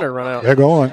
Did the punter come out? It's brought their quarterback out of the game. If they're going for it, they're going to dial up something weird here. There's the Got punter. a really heavy package coming in. Yep, that is. Yeah, Wildcat. They're going for it. Wow. Trip Stennis back there. And up to the back, hit, trying to move forward. I don't know. Down, I don't know. shy He didn't of the get it. 30-yard line. He's short. Depends on the marking, and they short. He had to About get a to yard short. Yeah, he had to get to the 30 and a half. They're marking him right at the 30. That's a turnover.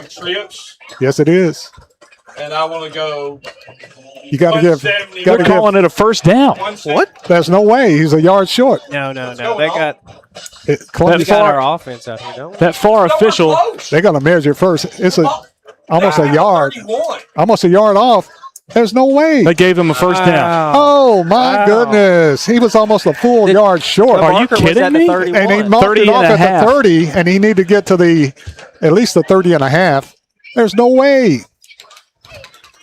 There's no way. Okay. Oh, man. What is that? He tried to reward a defensive stop, and they give him the first down. Yeah, they're gonna. Oh, what? And now they're saying offsides on Columbia, the same official. When he raises his hand, he goes in the neutral zone. That is terrible. What is this guy's deal? Tell him just be respectful and say sorry. Right?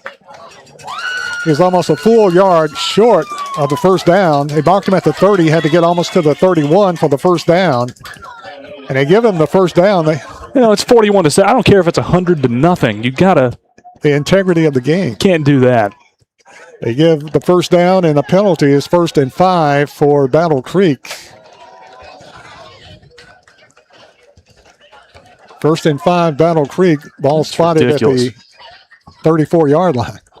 Quarterback Orton breaks a tackle and sandwich. Hammered that time by Jamari Hall. Yeah, Hall leveled him. Hall with a hit for Columbia. Bad moon rising, full moon rising. Orton just trying to figure out any way he can pick up positive yardage, and he did on that play. He found an opening, but speed from Columbia defensively, especially from the middle of that field. Carson Clanton and Jamari Hall. Hall that time closed that open space extremely quickly. Made him pay for it, too. Ball at the 37-yard line. Brings up 2nd down and 4 for Battle Creek.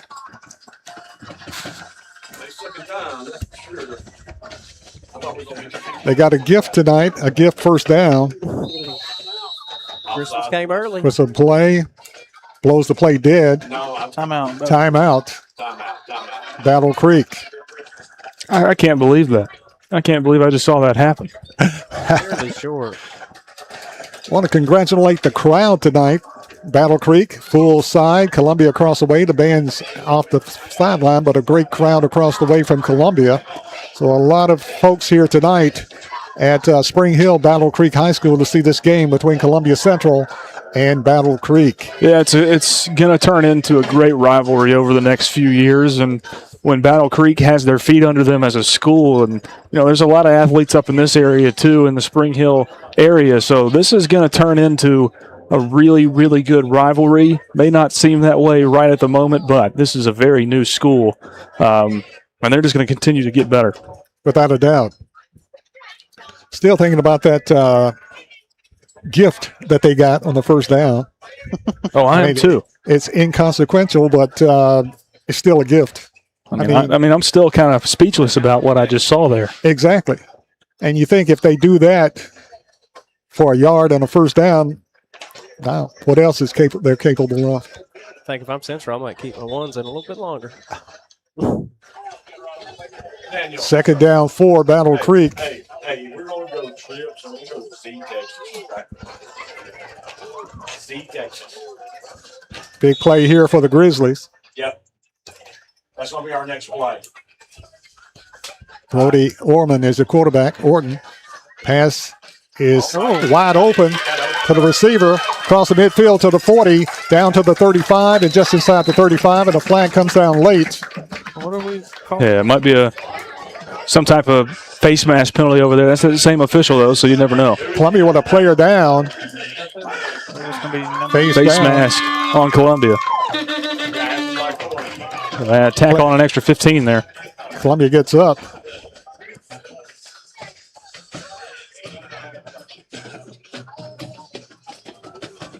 Face mask against Columbia going to cost them 15.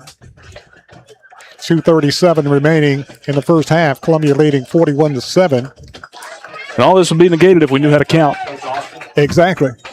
Ball spotted at the Columbia 20-yard line. 1st and 10 for the Grizzlies.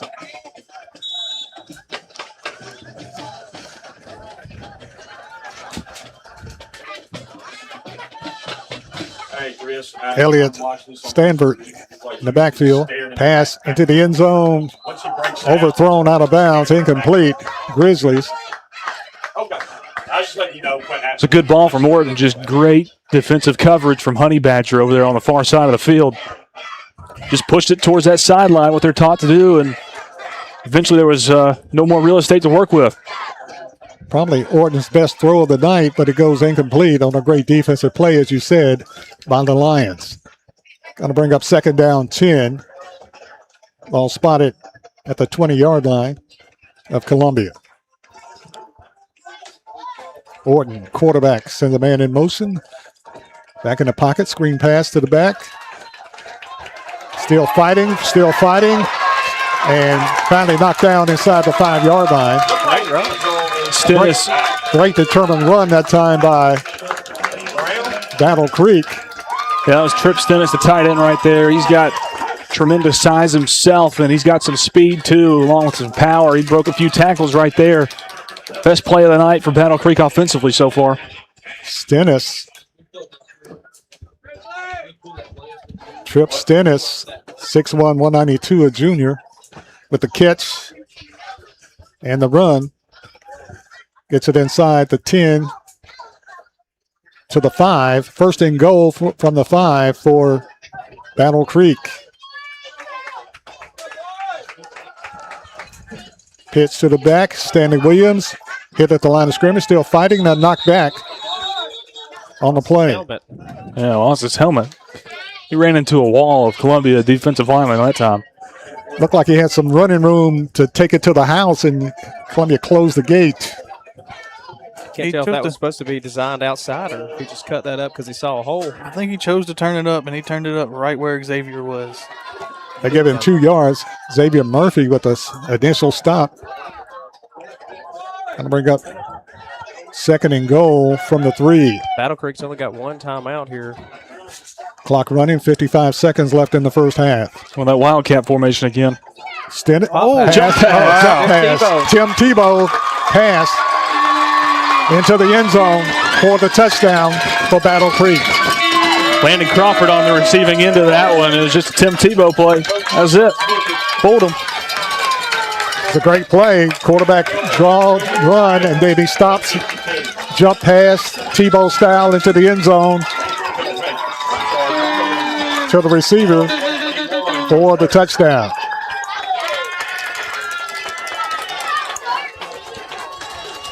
Extra point, snap is down, kick is up, and it goes through by Zach Hauk. And the score with 48 seconds left in the first half, Columbia 41, Battle Creek 14. This broadcast is powered by CPWS Internet. We'll be back right after this. In our connected world, a strong, reliable internet connection isn't just a luxury, it's a lifeline. For work, for school, for staying in touch. That's why when you need assistance, you want someone you can trust.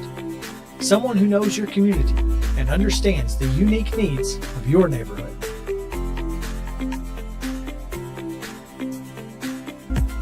That's where our local customer service and tech support team comes in. Our local support specialists are real people with real solutions right here in your hometown. At CPWS, we're more than just an internet provider. We're your neighbors, dedicated to keeping our community connected. 41-14, 48 seconds left in the first half. Battle Creek to kick off to Columbia. And a great offensive play that time by Battle Creek. Zach Hulk kicking off to Columbia. Back deep. And the up back takes it at the 35. Gets it up to the 40-yard line. And that touchdown keeps the home crowd entertained right now. Yeah, even though that drive should have never gotten past midfield due to that false first down call, it was still a methodical drive by Brody Orton and Battle Creek to get it down into that spot and put themselves in position to score with not a lot of time left until halftime, minimizing the amount of time that Columbia's offense is on the field. That's pretty much all you can do at this point. I think Columbia still has 3 timeouts here. 42 seconds remain. Daniel Booker Jr. is your quarterback. Play action, looking downfield under pressure, and it's going to be sacked on the play. He had time that time. He just held it too long. Yeah, it was a little too laid back on that play, Booker was. Loss on the play, clock running, 20 seconds remaining. Now, the marking of the football, as we mentioned earlier, that was not a first down, reminds me of the South Carolina-Michigan game. Yeah. Where the next play. Clowney took his head off. Here's Dallas King. King. Out of bounds. At the 50. Smart man. Across the midfield stripe at about the 46-yard line. Dallas King Gets the first down, stops the clock with 6 seconds left. Great awareness by King right there to get out of bounds. Great name, too. All right, 51. Could you imagine if on that gifted first down if Tyshawn or Xavier would have recreated that Jadeveon Clowney moment? The ultimate ball don't lie moment. I wish I would have seen Would have been one for the history books, yeah. 6 seconds left, perhaps the last play of the first half. Lions leading 41-14. Yeah, it looks like they want to talk about it a little bit here. Let's stay with 51. Let's stay with 51. 41-14. 6 seconds remain Hey. in the first half of play. I want my exit. Once again, we want to thank Jones and Lang Sporting Goods for providing us Front Porch Sports Network broadcasters with top-notch equipment, top-notch gear and wear for the season. So go check out Jones and Lang at 1412 Trotwood Avenue in Columbia. And thanks, Jones and Lang. Got us looking good. Look good, you play good, Barry. That's right. There you go. In our case, radio good. 6 seconds left, perhaps the last play of the first half. 41-14. Lions on top, trying to put something else on the board before halftime.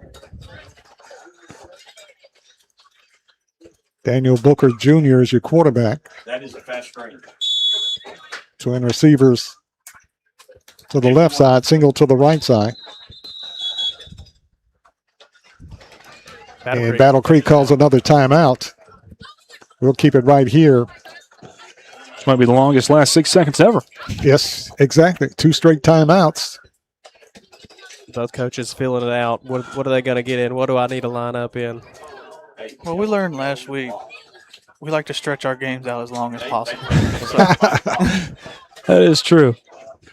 Yeah, but I imagine Columbia came out, saw a look that they didn't like from Battle Creek defensively, called the timeout. Then Battle Creek comes back out. They don't like the look that they get offensively from Columbia, so they're going to call their timeout and talk things over now too. A game of strategy. Yeah, a little chess match going on. On the left side, tell them to go block. On the left side. 41-14. Columbia on top with 6 seconds remaining in the first half of play.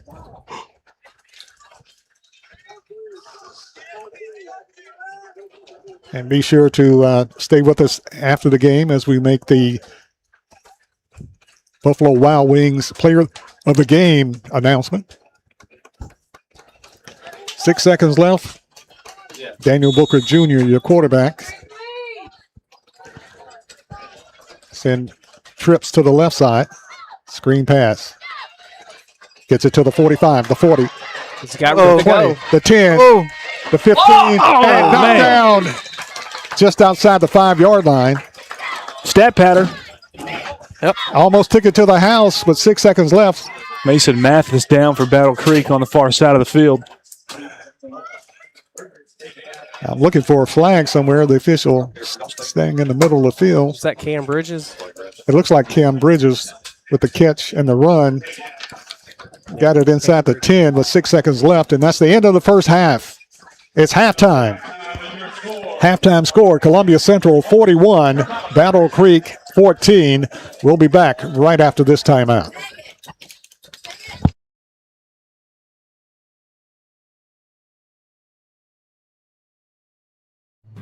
Hello, this is Rick Tillis from Tillis Jewelry. What is a full-service jeweler? Experienced staff, custom designers, in-house jewelry repairs, and beautiful jewelry. Yes, at Tillis Jewelry, we are passionate, knowledgeable, and committed to integrity. We strive to be the best in our community and in our profession. We build long-term relationships and become part of family traditions that will cross generations. We delight clients by providing an unparalleled selection, superior service, and exceptional value. Tillis Jewelry, we exceed your expectations. Hi, I'm Matt Perales, manager of Murray County Equipment. We help you with all your agriculture and construction equipment needs. We carry a full line of New Holland tractors from compacts to high horsepower. We have a full line of Gravely mowing equipment. We also have New Holland construction equipment, attachments, and accessories for your tractors and a complete parts department. We are locally owned and operated. Come see us at 1075 North James Campbell Boulevard or learn about us on Facebook or contact us at 931-490-8183.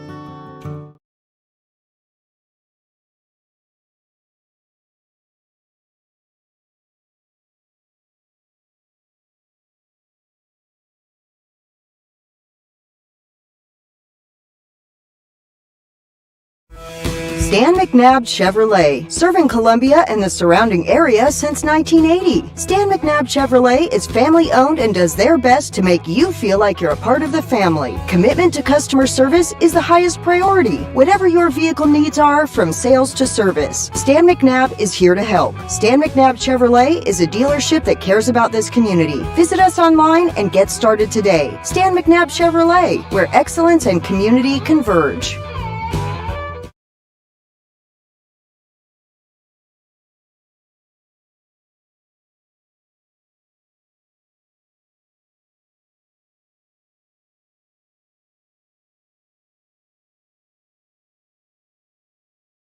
Hey, this is Austin Walker. And this is Kirsten Walker. We are the owners of Walker's Wholesale. We specialize in home improvement overstock and liquidations. We carry a variety of products from tools, appliances, patio furniture, lawn and garden, kitchen and bath, lighting, and so much more. We price everything 30 to 70% off retail prices. Whether you're building, remodeling, or just looking for a good deal, we've got something for everyone. Come visit us at 201 Wayne Street, Columbia, Tennessee, and follow our Facebook page to stay up to date. Walker's Wholesale. Quality products at discounted prices.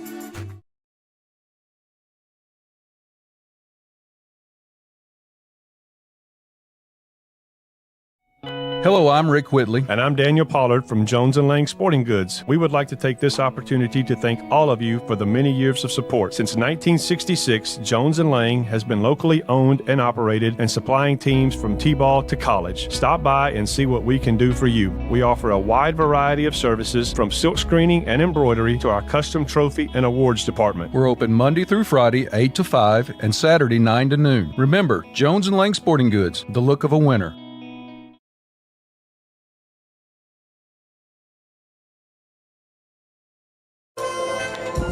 And welcome back to Spring Hill Battle Creek High School.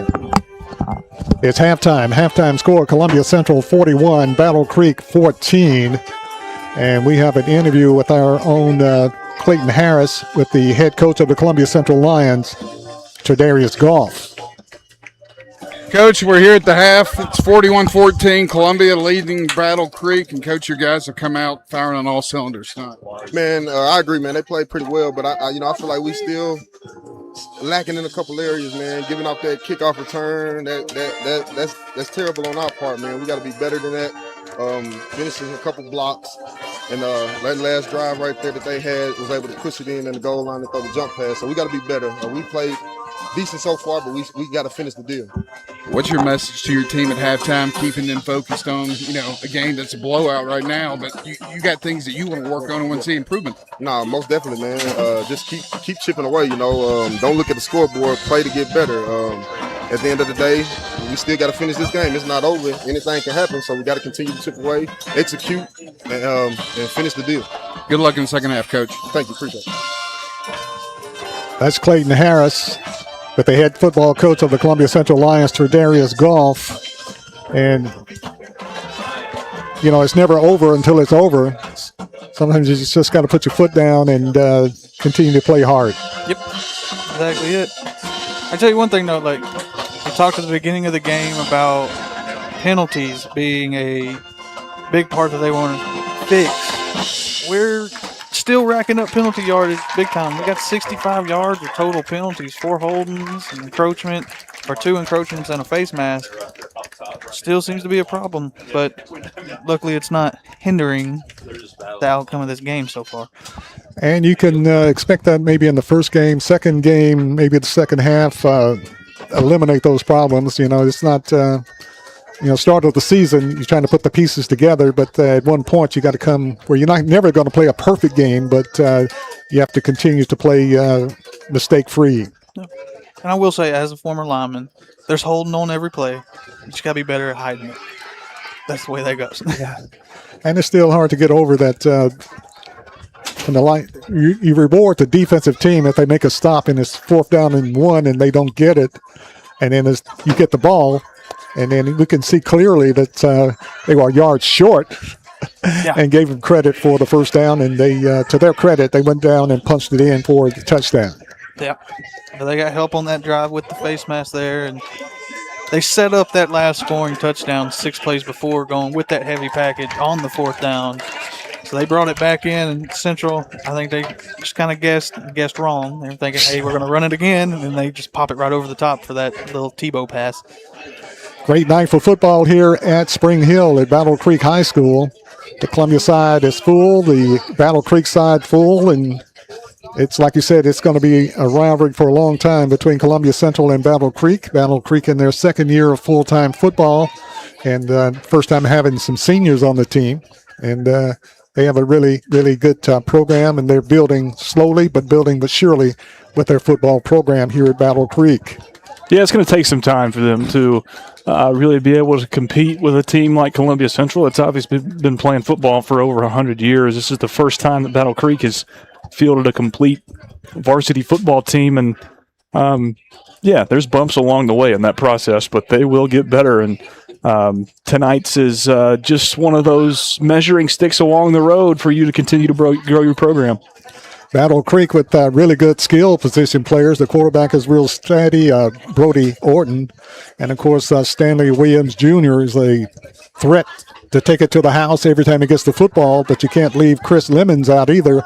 Lemmings, as he had an 81-yard kickoff return to put Battle Creek on the scoreboard. Yeah, and Lemming also caught a ball in that last possession before halftime for Battle Creek, which pretty much set them up in a good spot and plus territory on the line side of the field. But, yeah, another thing to note about Stanley Williams is he's only a junior. You know, he's Stanley Williams Jr., but he's also a junior classification-wise, so that's still a young dude that is that talented as far as catching the football goes, and he's going to play at the next level, no doubt about it. How high he goes at the next level, the college level, that's still to be determined, but right now that dude's got the talent to play major college football on Saturdays. But, yeah, Battle Creek's team around him, and Brody and the rest of the Sioux guys and the talented players that they do have, some pieces just aren't there yet, and that's all right. That's what you're going to face as a young team. No doubt about it. Like I said, program from scratch, second full year of, I guess you say, varsity football. Correct. And they're making progress. It's halftime. Halftime score, Columbia Central 41, Battle Creek 14. This broadcast is powered by CPWS Internet. We'll take a break, and we'll be back with more right after this timeout.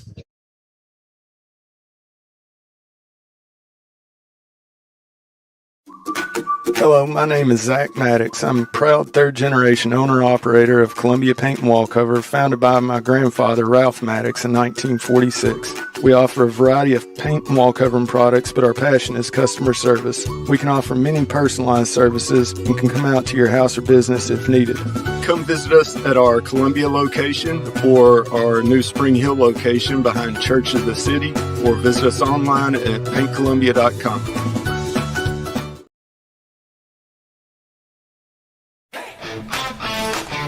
This is David Usselton with Usselton Automotive, located in Columbia, Tennessee. We service all foreign and domestic vehicles. We take pride in our work, and we don't cut corners. We offer a 5-year, 50,000-mile warranty and loan our cars with almost every repair. We are located at 1201 South High Street in Columbia, Tennessee. You can reach us at 931-215-1765 or find more information at usseltons.com.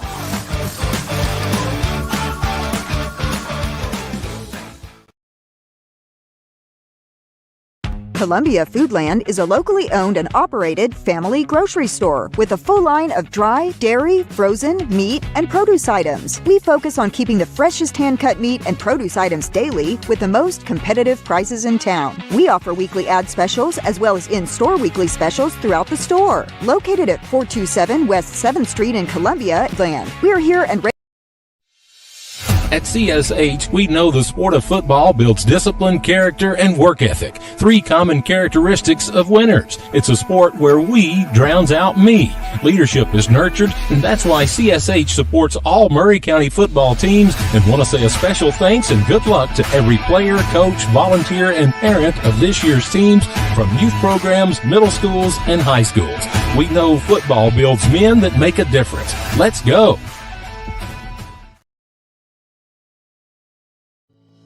We at Hollins Pharmacy must be doing something right. We've been providing pharmaceutical services in the Middle Tennessee area for over 60 years. The guiding principles of our business are fast, accurate, friendly, personal service. We do not have long waiting lines, and our phone calls are answered by a staff member. We strive to get to know our customers by name, not just a date of birth or number. We are your locally owned hometown pharmacy, and we appreciate your business. We urge you to come visit us at Hollins Pharmacy, 1608 Hatcher Lane here in Columbia.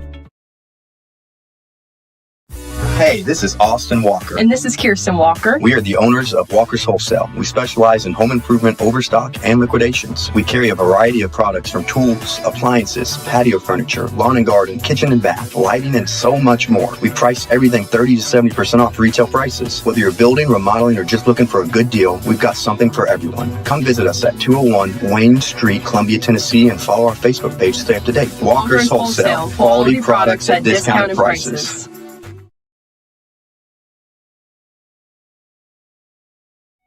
Hello, I'm Rick Whitley. And I'm Daniel Pollard from Jones & Lang Sporting Goods. We would like to take this opportunity to thank all of you for the many years of support. Since 1966, Jones & Lang has been locally owned and operated and supplying teams from T-ball to college. Stop by and see what we can do for you. We offer a wide variety of services from silk screening and embroidery to our custom trophy and awards department. We're open Monday through Friday, 8 to 5, and Saturday, 9 to noon. Remember, Jones & Lang Sporting Goods, the look of a winner.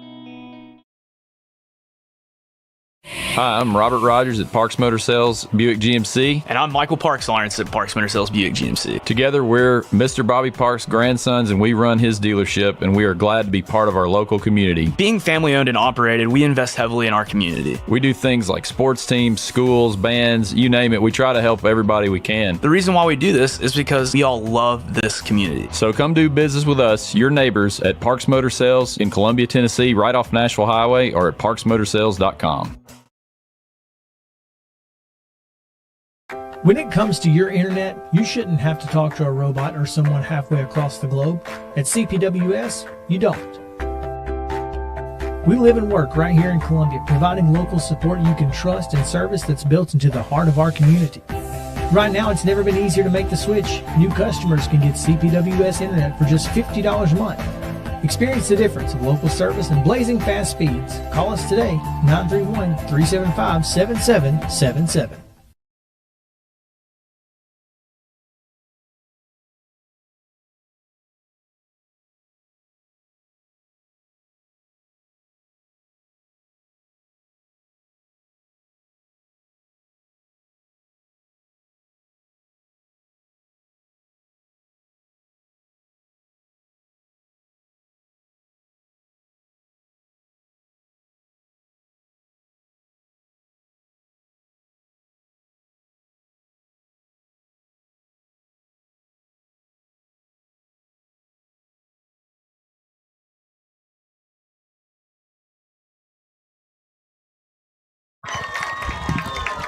Welcome back to Spring Hill Battle Creek High School. I'm Barry Duke, along with Lewis Maddox, Dallas Workman, and Maverick Dickinson.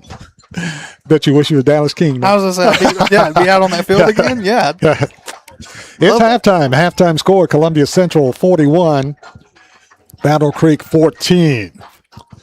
And Columbia's working very well offensively.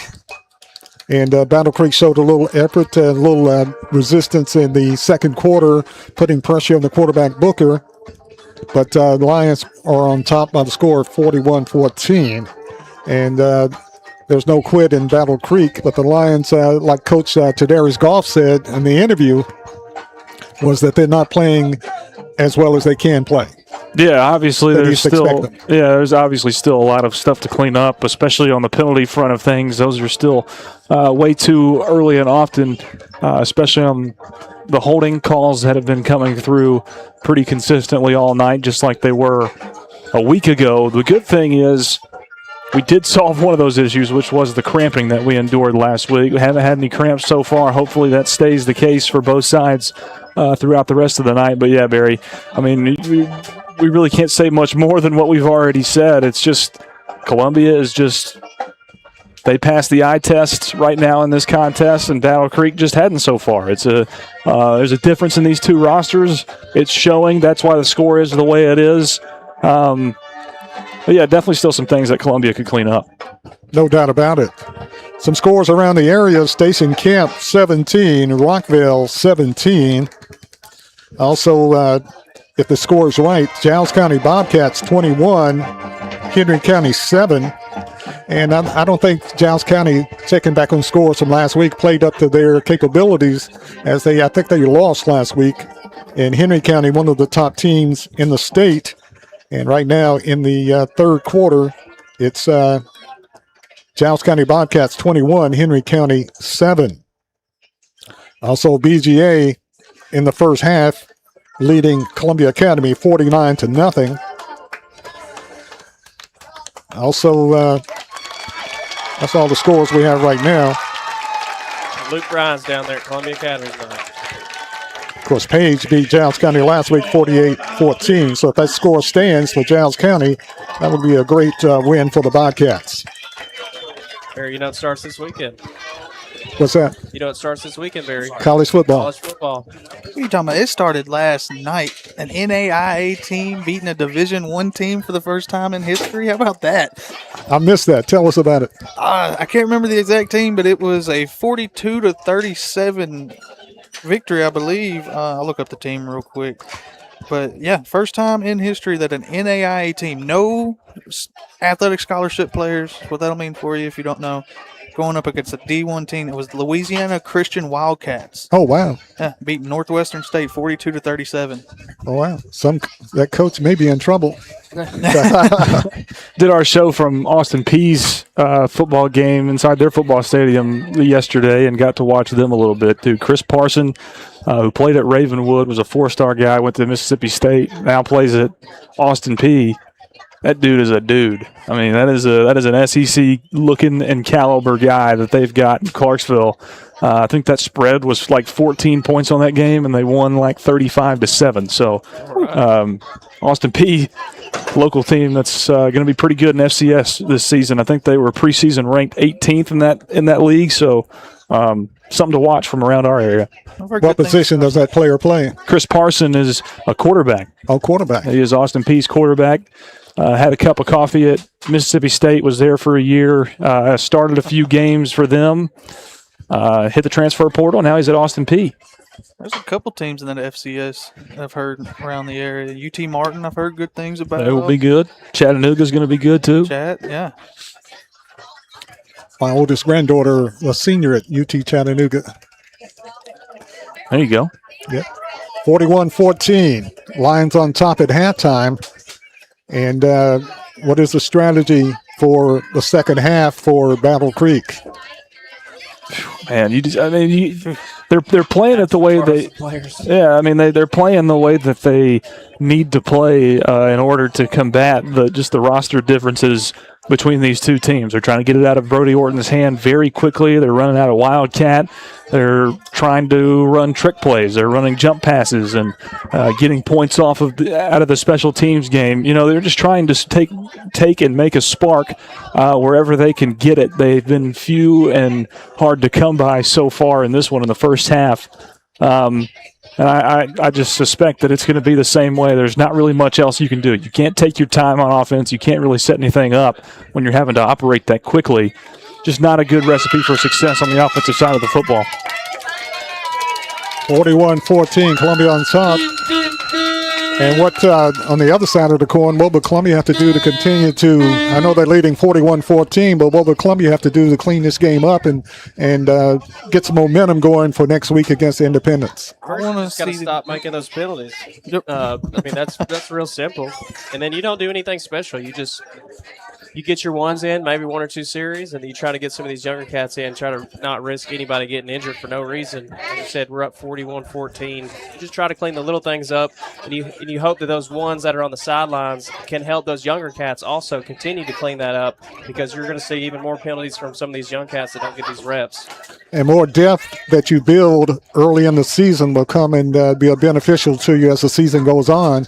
and for the next year. So the more players they can play that play well and get some experience will be very beneficial for the Lions. You definitely want that to happen and for them to get that opportunity to get some reps here later in the second half, maybe in the fourth quarter, but also with those couple of series that you have your ones in there, you want them to look as crisp as they did in the first half. You don't want them to come out flat after halftime, and an added bonus to that is you put another couple touchdowns on the board. When those second guys in there, we've got a running clock, and we could, limit that part of the game. Without a doubt. And, of course, getting ready for the second half here tonight at Battle Creek in Spring Hill. And the Lions on top at halftime, 41-14, as we get ready for the second half of play. This broadcast is powered by CPWS Internet. We'll take a short break, and we'll be back with the second half right after this timeout.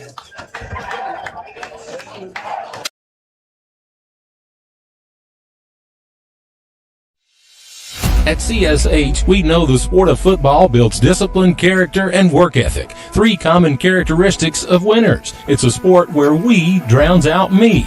Leadership is nurtured, and that's why CSH supports all Murray County football teams, and want to say a special thanks and good luck to every player, coach, volunteer, and parent of this year's teams, from youth programs, middle schools, and high schools. We know football builds men that make a difference. Let's go.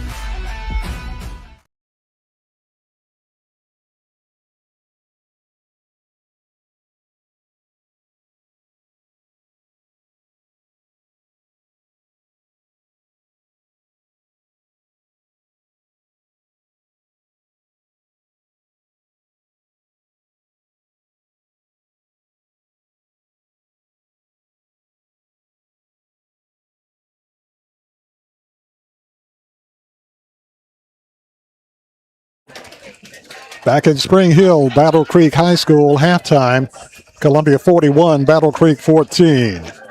On the broadcast, Dallas Workman, Maverick Dickinson, Lewis Maddox. I'm Barry Duke, bringing you football action tonight between Columbia Central and Battle Creek High School here in Spring Hill. Couple of scores of interest. BGA is at Columbia Academy right now. It's halftime from Columbia Academy, 49-0. That score, Battleground on top of CA. We love to hear that. And also 21-14 is the score in the Lincoln County Independence game. So 2 minutes left to go in the third quarter in Fayetteville.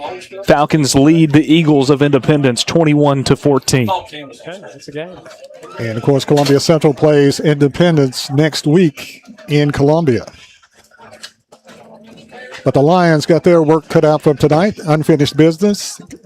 Second half up and coming between Columbia Central and the Grizzlies of Battle Creek High School.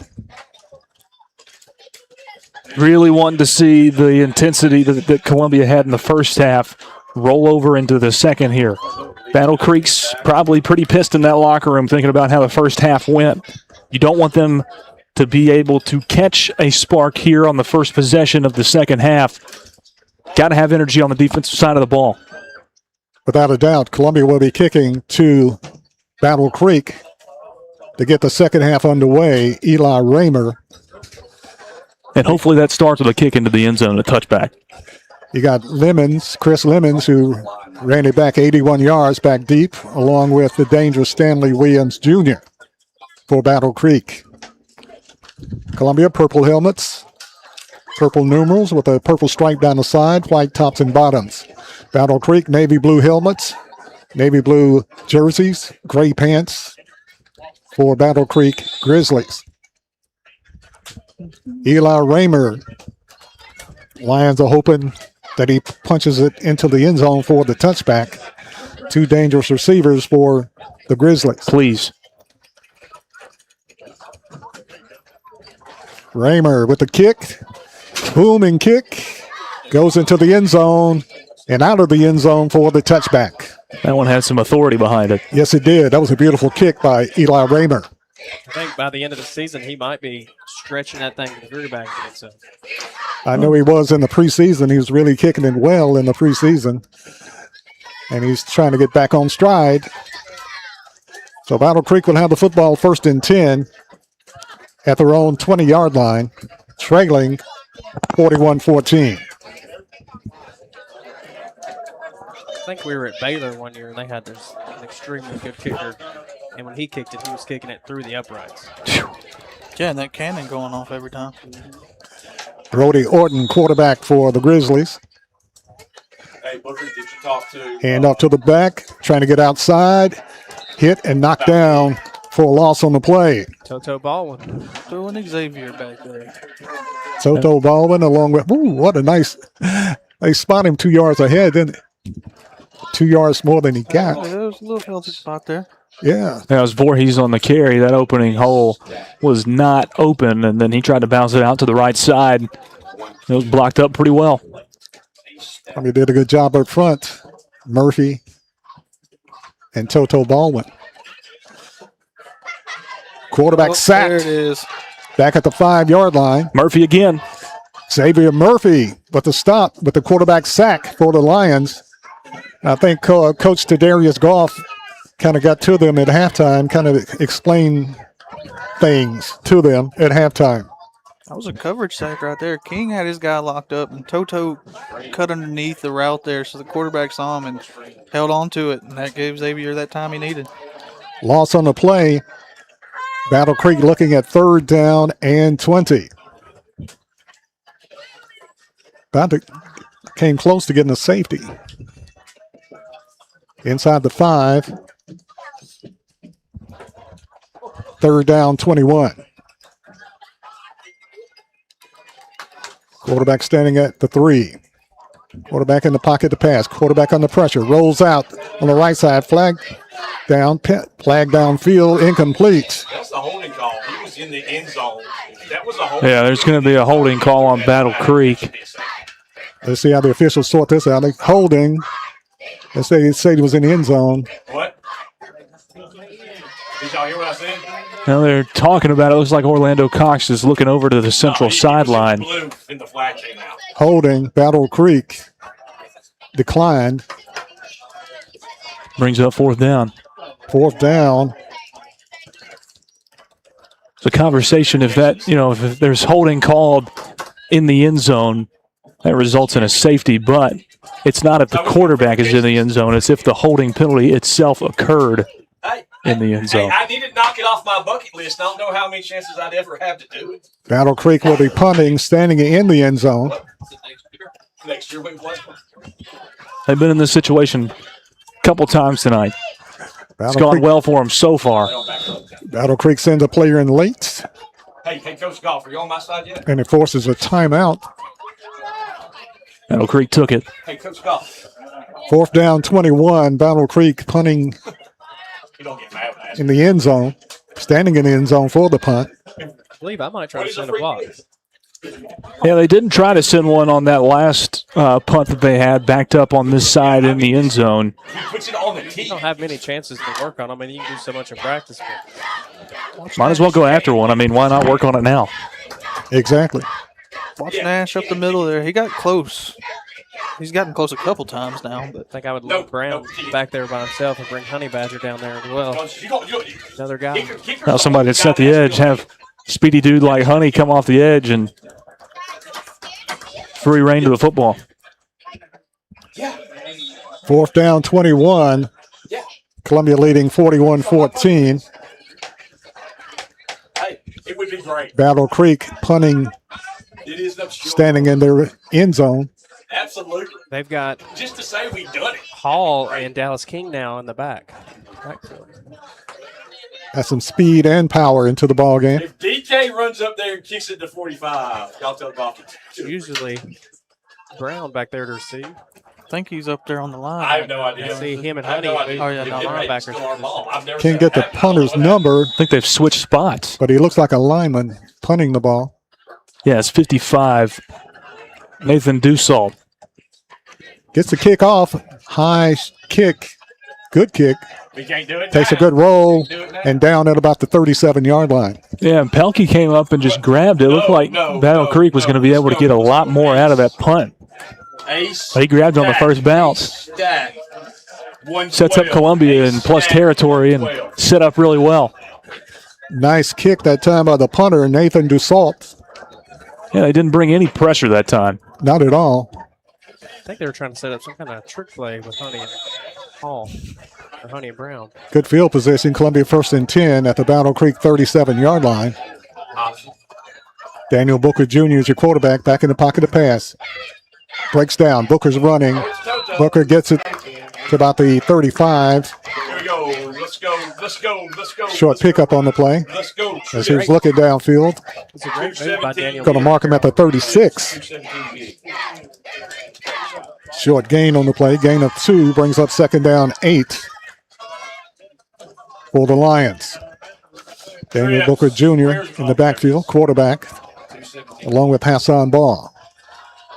Play action. Booker looks downfield. Heaves it downfield. Fighting for the ball. Makes a catch. And flags go down. Ball injury all over the place. All over. But no telling Here we go. Hey. what the call might be. Green. I want green. Great throw and catch that time Green hash.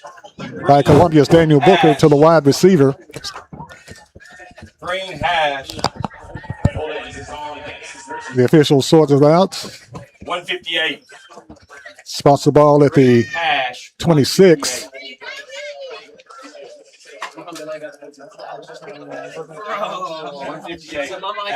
Did he not make the catch?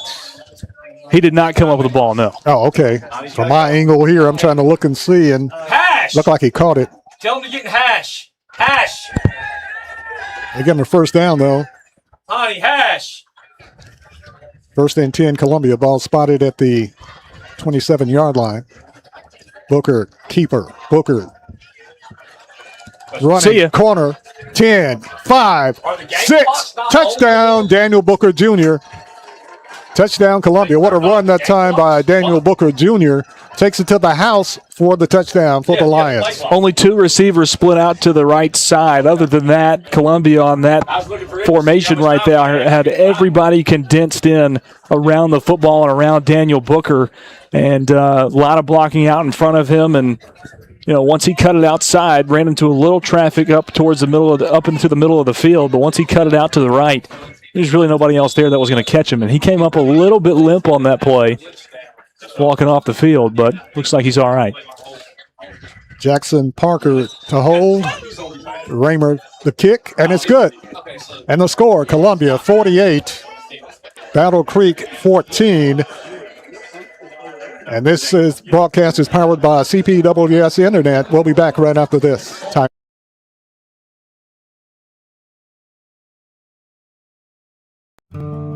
Hi, I'm Matt Perales, manager of Murray County Equipment. We help you with all your agriculture and construction equipment needs. We carry a full line of New Holland tractors from compacts to high horsepower. We have a full line of Gravely mowing equipment. We also have New Holland construction equipment, attachments, and accessories for your tractors and a complete parts department. We are locally owned and operated. Come see us at 1075 North James Campbell Boulevard or learn about us on Facebook or contact us at 931-490-8183.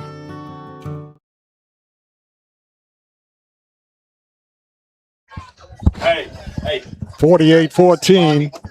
Lions on top of the Grizzlies. Step up. They're running by. Score update from Fayetteville. It's now tied up 21-all.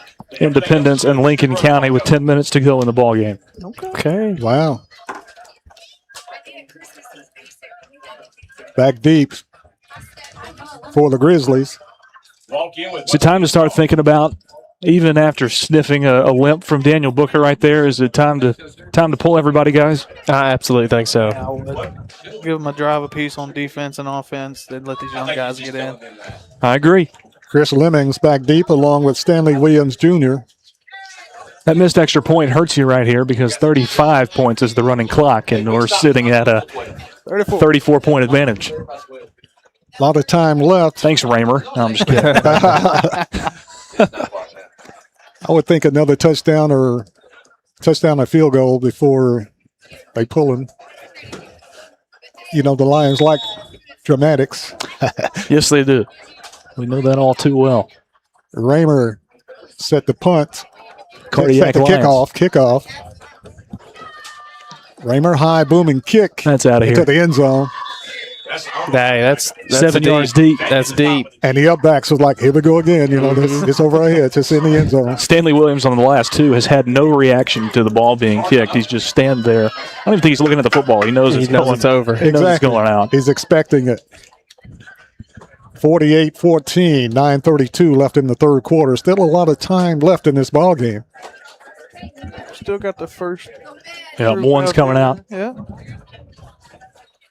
But I would agree with that. 34 points in the way that this game has gone. A 34-point cushion is more than plenty to not risk the injuries the rest of the way out. Brody Orton is the quarterback. Pass is deflected. Knocked high in the air. There's Nash right there. That's Nash's specialty, man. How many pass breakups does he have coming off the edge of the defensive line this season? It's probably sitting at close to 5 now in 2 games. That dude is good at that. And you're looking at a guy that's maybe 5'11", 240 pounds, but he has great timing on the play. Well, they list him as 6 feet, 250, but very agile athlete. He's a tank down there. Second down, 10, Grizzlies. Orton in the pocket to pass under pressure, gets it off, and it goes out of bounds, incomplete. Barely. Heck of an athletic play for him to even be able to get that football off. Very much. Yeah. Very close to being sacked. All 3 of our defensive linemen, Nash coming off the edge right on his back right there. It's an incomplete pass, but the clock is still running. They're running it. Maybe they want to. Maybe they. Yeah, I don't think either side's going to have a problem with that. I don't either. I'd have been almost a tango.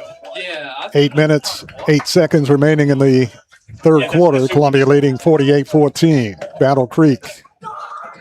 Brody Orton, quarterback for the Grizzlies. Gets the snap, hand up to the back, try to get outside, and he does it. Knocked down by Columbia's. The right side of Columbia's line and linebackers knock it down. Yeah, it was Zane Nash once again. He set the edge on Trip Stennis, who was the pulling kind of tight end on that play, and he made a good seal, but Zane Nash pushes the play right back in to Xavier Murphy, and Murphy, a clean tackle, yard deep in the backfield. Yeah, that block saved him right there because Zane was coming in like a heat-seeking missile. Brings up 4th down and 11. And going for it. They've got King and Hall back here. Well, that's going to do a quick hit. Yeah, Brown back there. 4th down and 11. Oh, there's the punter. There he is. Yeah. Punter with it at the 3. Gets a kickoff. Nice kick by the punter. Just like we watch balls bounce. And Brown's going to let it go. Takes a good roll. Spotted at about the 46. Good boot. About 40 yards. Yeah. And he stops at about the 45-yard line. So nice kick that time by the punter. Until Golf's supposed to Nathan DeSalt. Nice booming punt. Just what his team needed to get him out of the hole. He's listed as defensive line, offensive line, punter. Love it. He got his foot in at that time. Well, he still got the first group. I think the only sub I saw was on the line at right guard, number 57. Hey, it's 119. It's 119. It's kick slide. Who is that? Aiden Compton. Aiden Compton. 1st and 10 Lions. All spotted at the Columbia 45-yard line. 1st and 10. Quarterback is Daniel Booker Jr. Tailback is Hassan Ball. Play action. Booker back in the pocket to pass. Booker looking downfield. Got a man open. Pass interference. Couldn't make the catch. He goes incomplete. Pass interference. Flag flies. All over. Try to get it to Trey Johnson. Double coverage. Hey, let's go. Let's go. Ace. Goes incomplete. Ace. Yeah, they had Blaze Myers is in coverage right there on Trey Johnson, and it was good coverage, but it was an underthrow by Daniel Booker, and that's a bad spot to find yourself in as a defensive back when a ball's underthrown and you don't know it. You're going to run through that receiver because that receiver is trying to come back to the football, and 9 times out of 10 you're going to get called for pass interference on a play like that. And that's exactly what happened. Got to get your head turned around on defense. Daniel Booker is your quarterback. Got a man in motion, King. Play action, Booker rolling out, pass to King. King Gets it to the 35, the 30, the 20, the 10. Hammered down inside the 15 for the first down for Columbia. Hard hit at the end of that play by Tripp Stennis right there. The King's good. First and 10, Columbia. I was going to. And they spot the football at about the 15. First and 10, Lions. Ball spotted on the 15-yard line. Daniel Booker is your quarterback. Tailback is Hassan Ball. Booker in the pocket. Pass. Oh! Dropped at the 10-yard line. Yeah, it was Toto, their intended target right there. I think he felt a couple of Battle Creek defenders that were gaining ground on his position quickly. I think he was too wide open. Yeah, I did too. He was too wide open and tried to turn and dropped it. Sometimes those are the hardest balls to catch. It is. Because it seems like that ball is in the air forever. Second down, 10, Columbia. Ball at the 15-yard line. Daniel Booker Jr. is your quarterback. Rolling out to the left side. Now rolls to the right side, looking downfield. Got the running lane at the 10, the 5, into the end zone. Touchdown, Columbia. Took another hard hit at the end of it, but another great run from Daniel Booker. Daniel Booker Jr., there's a flag down. I'm about to rip it. Give him a headset before he comes off the field. Daniel Booker with the 15-yard run for the Lions, and after the play, flags fly. We'll see what that penalty is, and if the touchdown counts, it should. It was after the play, after the touchdown. I think they're going to hit him with a taunting penalty or something like that. In sports, yeah. Yep. Another unsportsmanlike on Columbia. Talk to D-Book. Gotta talk to D-Book. Unsportsmanlike Columbia. Parker will hold. Raymer will kick the point after for the Lions. It stops on tits. Snap is down, kick is up. Sailing through. Yes. Extra point is good. And the score, we have 3:45 remaining in the third quarter. Columbia Central Lions 55, Battle Creek 14. Back right after this. Hi, I'm Matt Peralta. Discover Prime and Pint in downtown Columbia, where great food meets great company. Join us for weekly specials. Tuesday is Texas Tuesday, with a rotating menu that gives back to local causes. Wednesday is half-off burgers and pints all day long. And on Thursday, don't miss our prime rib dinner carved fresh by our chef. Make your night memorable at Prime and Pint, 105 East 6th Street, Columbia. Prime and Pint Butchery and Public House.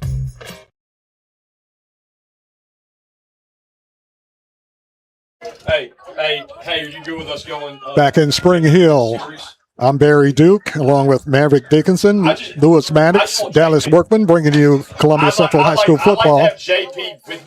Another score update out of Lincoln County, Barry. Lincoln County has scored again. It's now 27-21, 6 minutes on the clock. Falcons lead the Eagles in Fayetteville. Wow, it's a good game. It is. Of course, Columbia takes on Independence next week in Columbia. It's not exactly a Battle Creek Mount Pleasant like we had last week that we were keeping up with, but still a good one. That was a shootout. It was. Battle Creek set. This is an all too familiar little place to be right here. Yeah. Yes, it is. Eli Raymer. You just kick it out of bounds. There you go. That'd be my vote. Nope, squib it right down there. Same kind of situation. Short kick. Running back still running down the sideline. He got knocked out of bounds inside the 35 at about the close to the near the 30-yard line. See what they mark it officially. You know you've got issues when you've got up-back tight ends on the kickoff return team that are gashing you for 25, 30 yards on a squib kick. It's just not a good look. Twos are in there, though. That's a good sign. Yep. Clock should be rolling the rest of the game. Well, they spotted at the 35. I'm seeing a few freshmen out there. He comes over. I might need to grab this roster for the first time in Houston a little Brown. Houston Browns out there. Like, I know we got Levantis on the line, number 70, I believe. Chance Eagle. Got a whole bunch of new players, clean uniforms. Of course, they're not going to get dirty on the turf, but a lot of fresh faces. Battle Creek, 1st and 10, ball spotted at the Columbia 35-yard line. Good field position for Battle Creek. A lot of peach fuzz on the gridiron. I got some younger players in there. Running back with it, right up the middle. Fighting. Get some good yardage out of it. Looked like about 8 yards on the play by Battle Creek. Yeah, it was the first time tonight that Battle Creek has had some type of push up front. Spot the football about the 27-yard line. And bring up 2nd down and 3, 7-yard pickup, Battle Creek.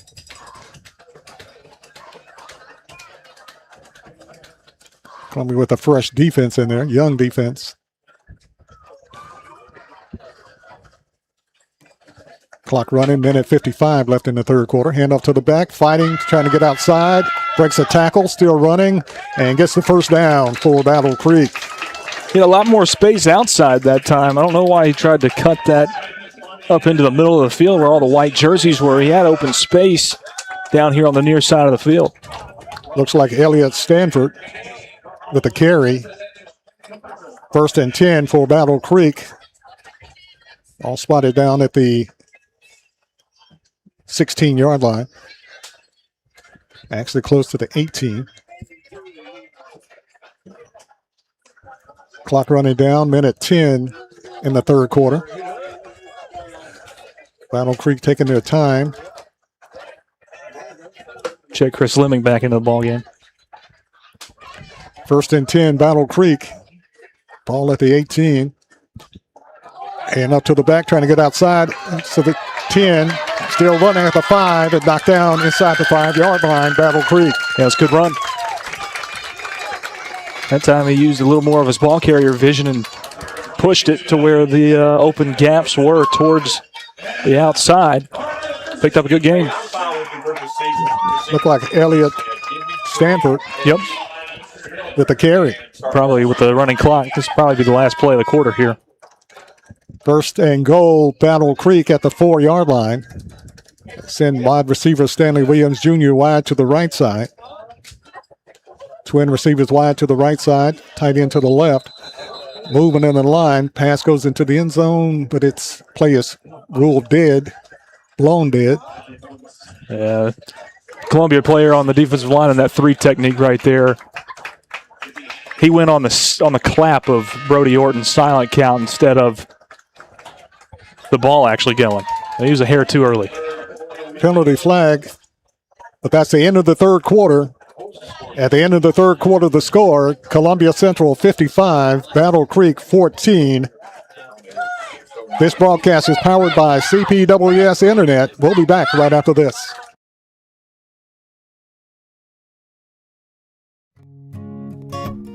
Hey, this is Trip Stoltz, owner of Columbia Ace Hardware.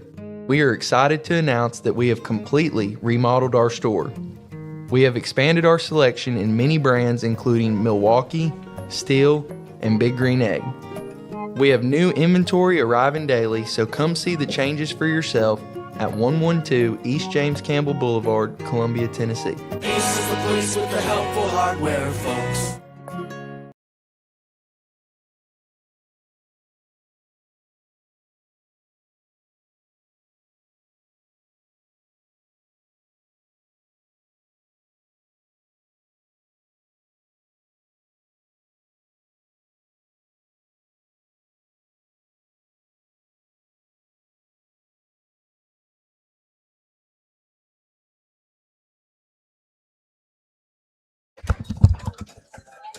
As we get ready for the 4th quarter, Columbia Central 55, Battle Creek 14.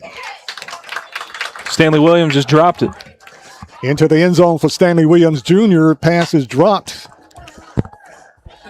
He was open on the slant. It was just a 1-step out, then a cut in towards the goalpost, and It's a good pass. He just couldn't hang on to it. 2nd and goal from the 2. Columbia going to call a timeout. Clock continues to run. Of course, a running clock. Columbia leading 55-14. I want 2 for So Columbia with a lot of young players on defense. What they held that time brings up 2nd and goal from the 2. Yeah, they finally did stop the clock. They let it roll for about 20 seconds after that timeout was called, but those are the only times that you are supposed to stop the clock, whether it's a timeout or an injury. Those are the only times you're supposed to stop the clock when it's a running clock. I'm sure somebody was just told that. A door over from us. Everybody stay tuned for the announcement of the Buffalo Wild Wings Player of the Game coming up right after the game. And it's going to be hard tonight to name a player of the game tonight, at least for me. A lot of players offensively played well and defensively, but we'll be naming the Buffalo Wild Wings Player of the Game tonight. Got a couple in mind. Okay, good. A lot of players played well, but pretty much all of them did. Wildcat again. Got it. Battle Creek punches it into the end zone for the touchdown. Battle Creek scores. We've seen these party lights 2 weeks in a row now in Dixon County and now here in Spring Hill.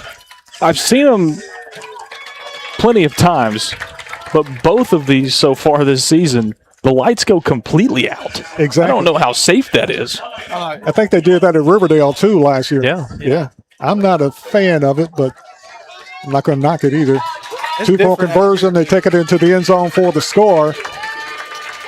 Battle Creek with a 2-point conversion. Stennis is kind of taking the game into his own hands here. He's their best weapon on offense as far as this game goes and the way that they can work their offense. He's their best option right now, and running him out of the Wildcat is pretty much where they've found the most success tonight.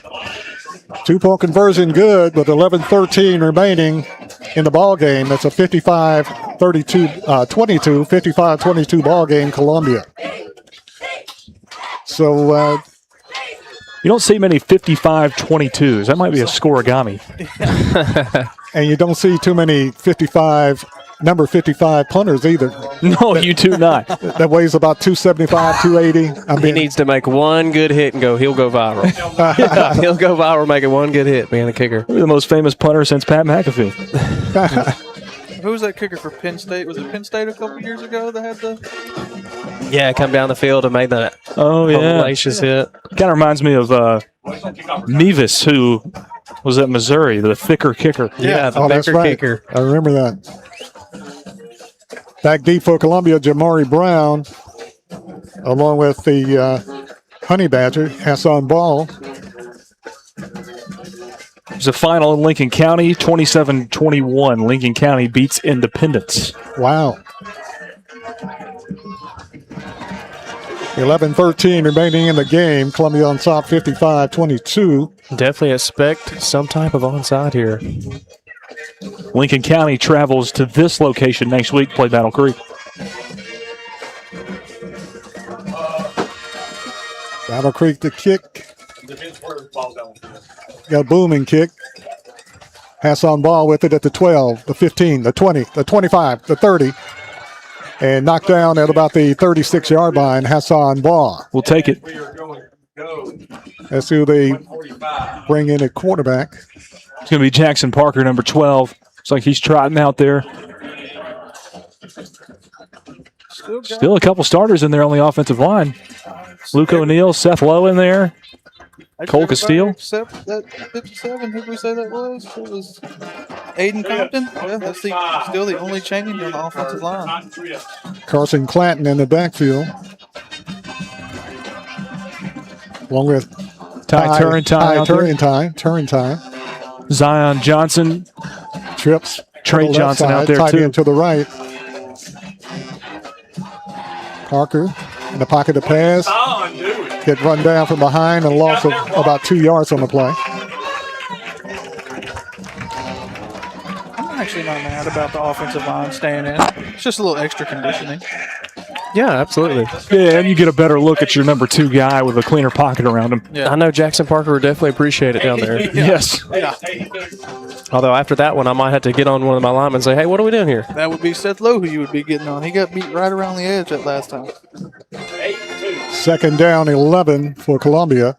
Jackson Parker, quarterback for the Lions now. Parker in the pocket to pass, under pressure, breaks out of it. He's got on space. the run. Fighting close run. to the first down, Jackson Parker. He got it. First down. Yeah, first down. Jackson Parker not taking this moment lightly. He lowered his shoulder on that one. Yeah, he did. Second effort, third effort, got the first down for Jackson Parker. 87. They call him DB2. 87. Trips 87. 1st and 10 Lions. Trips 87. He's gotten a ton bigger. Absolutely. They list him at 5'11", 185 now. 1st and 10 Lions, running clock. 9 minutes left in the game. Parker rolls out under pressure. Got a guy chasing. And he's going to be run down for a big loss on the play. Yeah, that's a backup quarterback mistake. You got to throw that one away there. He felt the pressure, but just kind of took it. You're outside the pocket, just chunk that thing in the sidelines. Connor Duncan ran him down for Battle Creek. Trips hash, and we are going. And the clock's still rolling. 137. Interesting. I'm cool with it. Yeah, I'm cool with it. 55-22 is the score. Clock running, 8:20. Or maybe the rule has changed to 30. I don't know. They make changes like that year in, year out. Trips to the right side, single to the left side. Parker, pass, incomplete. Trying to get it to Trey Johnson to just Trey just looked upfield before he controlled that football in his hands. Had the blocking in front of him. You got to catch it before you can run it. 3rd down and long for Columbia. 3rd down, 22.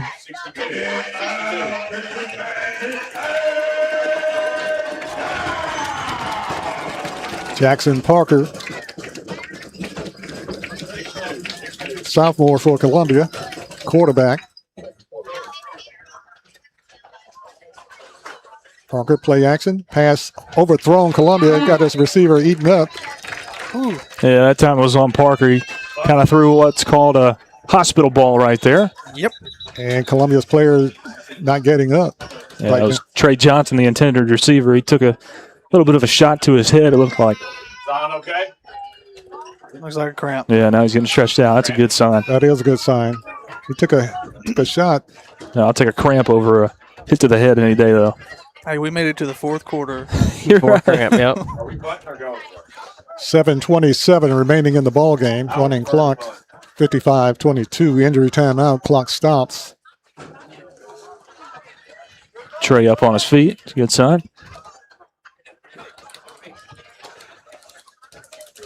Got a stiff walk about him, though. Yep.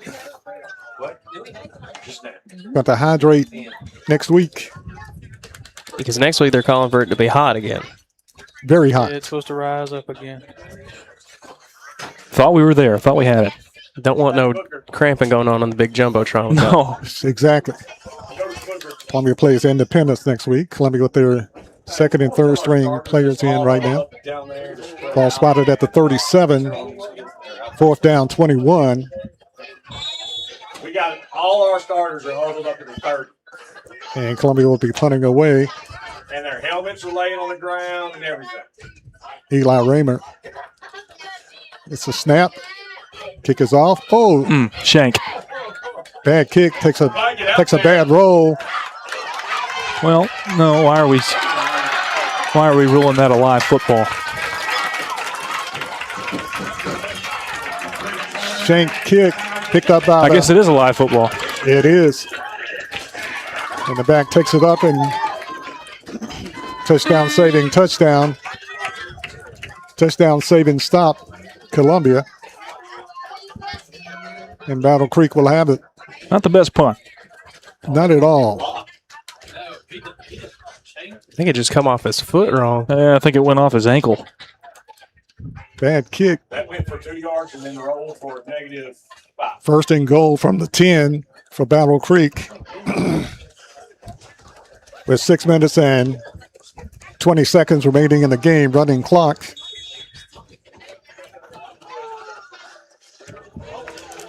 Orton, your quarterback, handoff to the back, going to walk into the end zone. Touchdown, Battle Creek. Got hit at the end zone, but walks it into the end zone for the touchdown.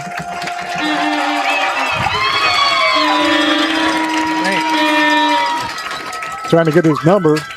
It was 22. 22. Yeah, it was Elliott Stanford. Stanford takes it to the end zone for the touchdown for Battle Creek. Being out here in the country and it's already dark and you kill those lights, it gets dark. It's real dark. The only light is the glow from the numbers on the jumbo or on the scoreboard. Yeah. Battle Creek going for 2. Columbia Central coached by Tredarius Goff. Oh, watch it. Battle Creek coached by Justin Burham. 2-point conversion into the end zone. For the 2-point, it's good. That was Stennis that time throwing it. He's kind of taking a role of do it all. 55-30 is the score. There's a penalty called on Battle Creek on that play. I thought it was a flag thrown. Like it was thrown at a player instead of up or down. Up.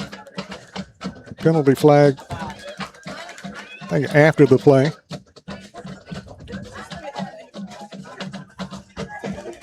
They put the points on the scoreboard. 2-point conversion is good. And they take the points off. Yeah. They're going to make them redo it, and it looks like they're going to kick it this time.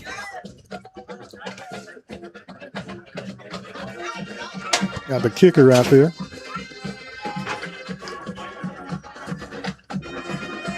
For Battle Creek.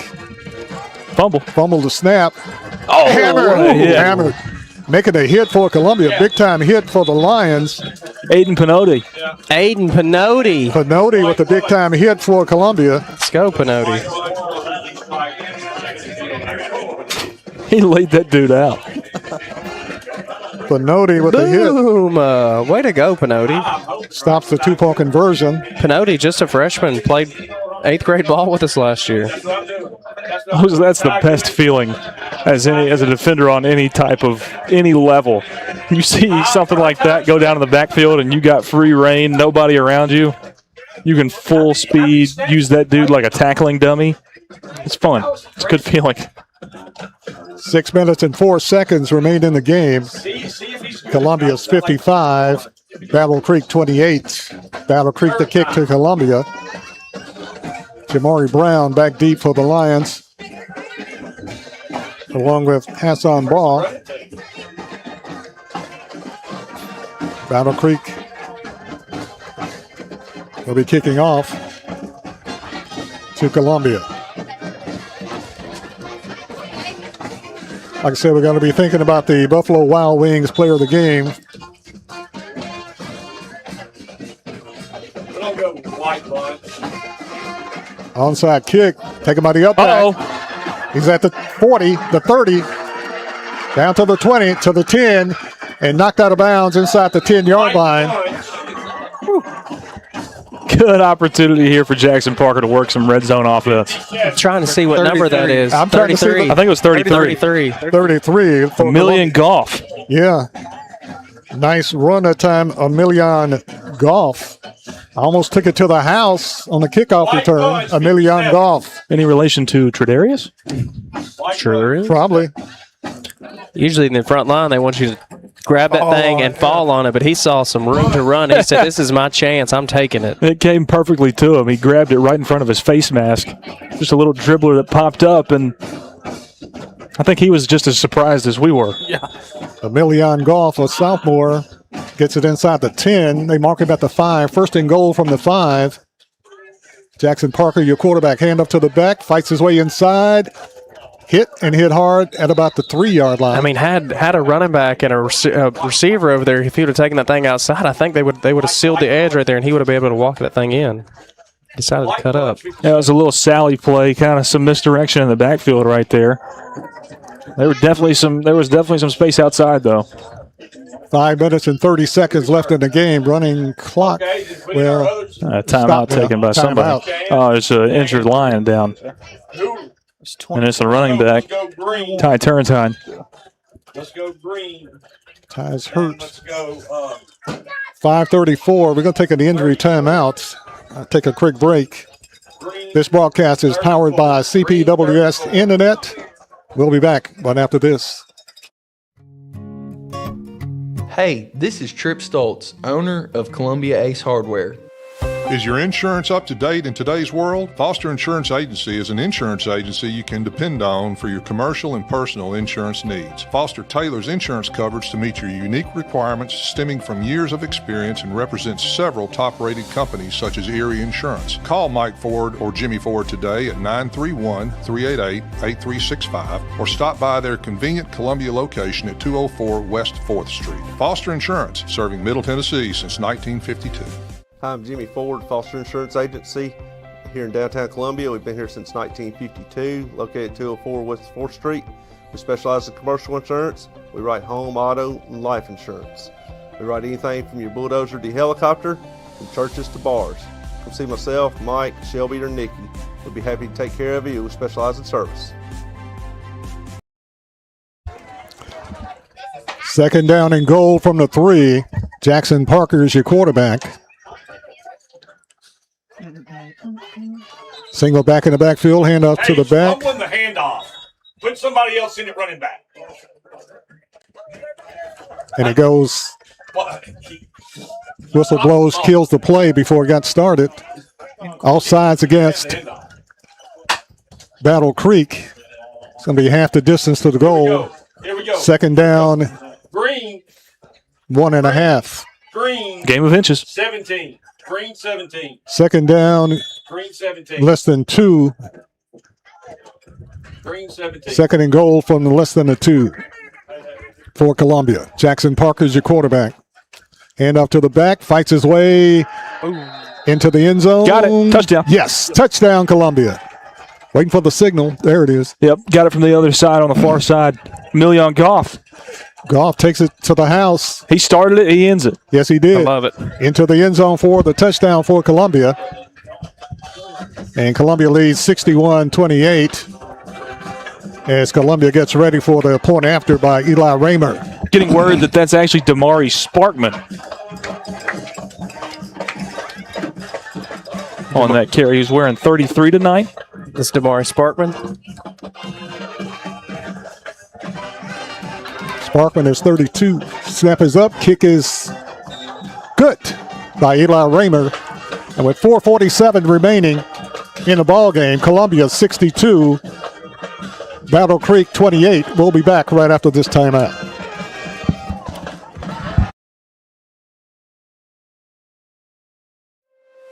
Is your insurance up to date?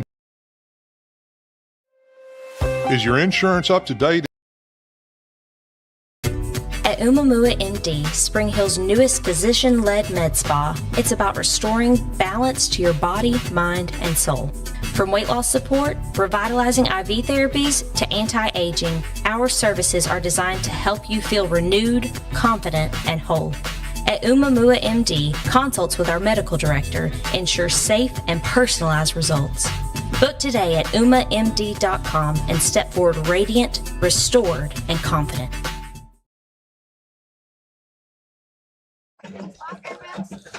And we want to thank Jones and Lang Sporting Goods for providing us with Front Porch Sports Network broadcasters with the top-notch gear that we're wearing tonight for the season. Jones and Lang Sporting Goods, 1412 Trotwood Avenue in Columbia. I know about that more than I do. Anybody making plays, Of course, folks, stay tuned as we'll be announcing the Buffalo Wild Wings player of the game tonight, right after time runs off the clock. Columbia to kick to Battle Creek. Kick is returnable. Stanley Williams Jr. with it. Stanley Williams trying to break outside. And cuts it back inside. Still running, goes all the way to the right side, to the left side, and finally knocked down at about the 30-yard line. And for Battle Creek, that was not Stanley Williams Jr. Even Tavion Cummins, a freshman. Yeah, Cummins. Looked good on the run. Looked very, very good on the run. Tavion Cummins ran it all the way to the right side and then cut it back to the left side and tried to break it. Yeah, that dude was probably a problem for Battle Creek Middle School a season ago. No doubt about it. He's got some speed. And moves.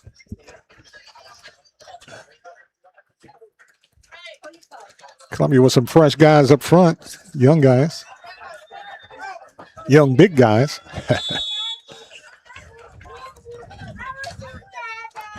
Who do they have at nose Zach right there? Russell. 44? Zach Russell. Zach Russell. Now you're raising the flag. Maybe, unless they switch jerseys. Other than also J.J. Baxter. I couldn't catch the other one on the other side.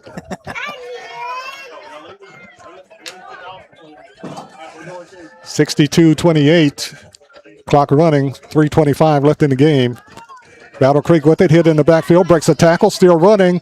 And finally run down. Trying to get back to the line of scrimmage. And knocked down on the play. Jackson Taylor there to clean it up.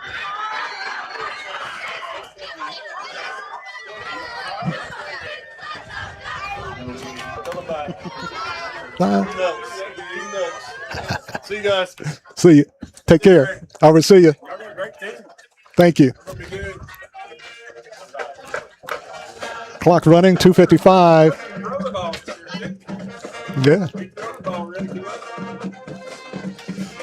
Columbia unloading the bench. Got a lot of young players into the game.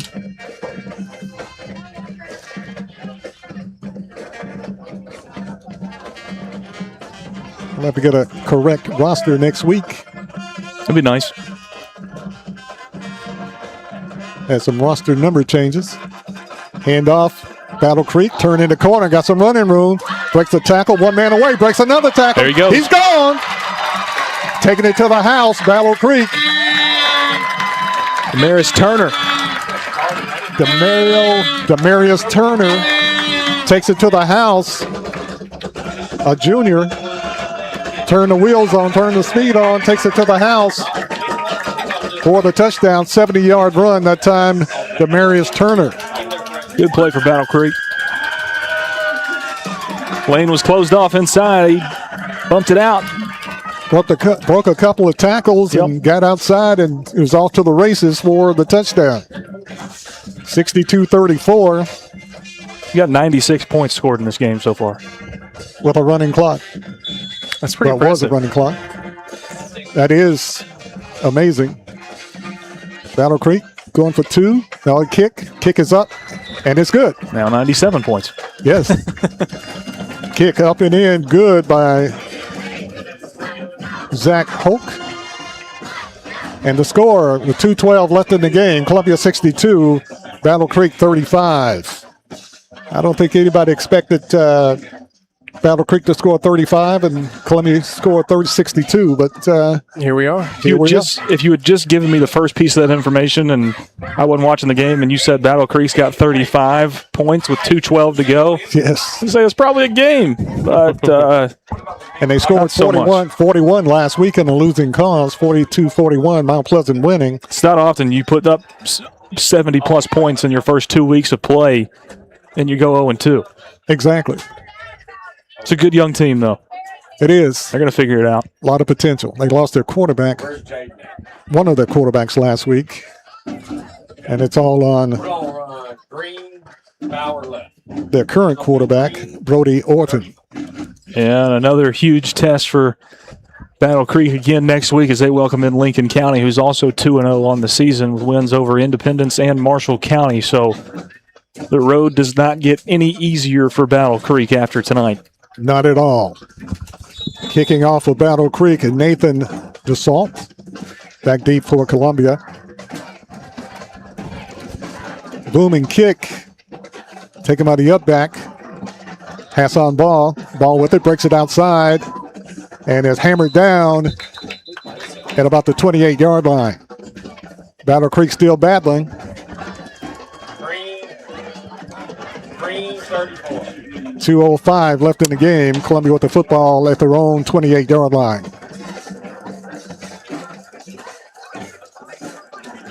And then tell JB to take his time after this play. Jackson Parker is your quarterback. Twin receivers wide to the left side. Last week. Columbia sends a player in late. Parker with the snap. Hand off to the back inside. Fighting his way. Still running. Still running at midfield. Oh, hammered at midfield. But a great run that time by Columbia. Brandon Scott. Got a little on Hey, we're going green. Or Xavier Lee. Holding, I believe. Xavier Lee with great run. Popped at the midfield stripe. It goes against Columbia. Holding, a flag down. Columbia with a lot of young players in the ball game. But a nice run that time by Columbia's Xavier Lee.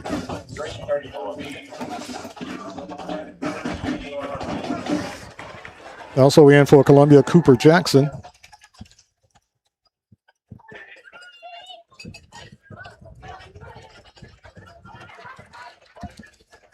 Quarterback with the snap, hand off to the back, fighting up to the 40, still fighting, and knocked down just past the 45-yard line on a body slant.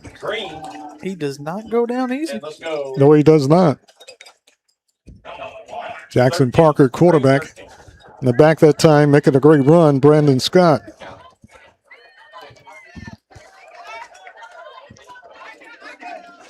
Well, guys, I guess we were thinking about the Buffalo Wild Wings player of the game. This is going to be hard. I got me a player in mind at this point. Got you a player in mind? Yeah. I'm kind of undecided right here. Yeah, me too. Quarterback keeper, Jackson Parker. Parker with it, breaking it to the 40, down to the 35-yard line. Look at the wheels on young one, too. Jackson Parker with the carry. Quarterback keeper. Yeah, in my mind, there's only two guys that it could go to. If you're in the chat, go ahead and put down who you guys think, too. We'll count your vote just in case we have a tie like we did last week. So you'll go ahead and put in the chat who is the Buffalo Wild Wings player of the night, of the week.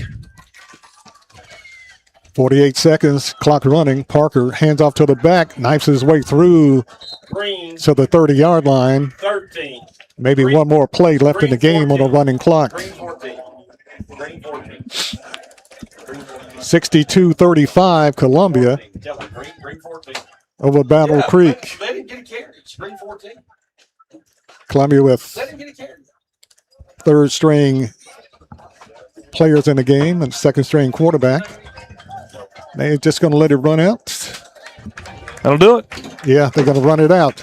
Final score as the clock runs down to 10 and going.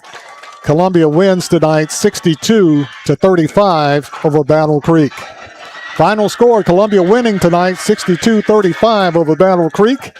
We'll take a short break and we'll be back with the Buffalo Wild Wings player of the game. Back right after this.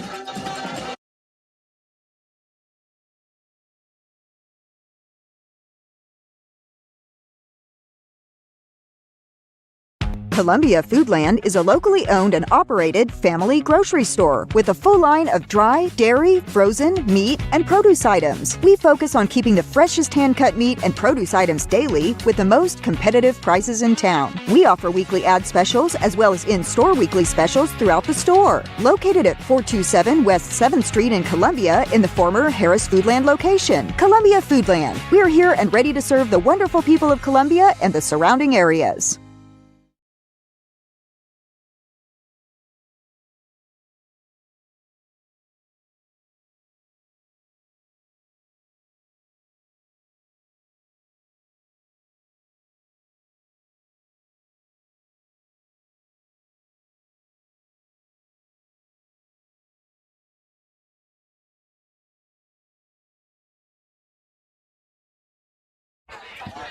And welcome back to Battle Creek High School. Final score, Columbia winning tonight by the score of 62-35 over Battle Creek Grizzlies.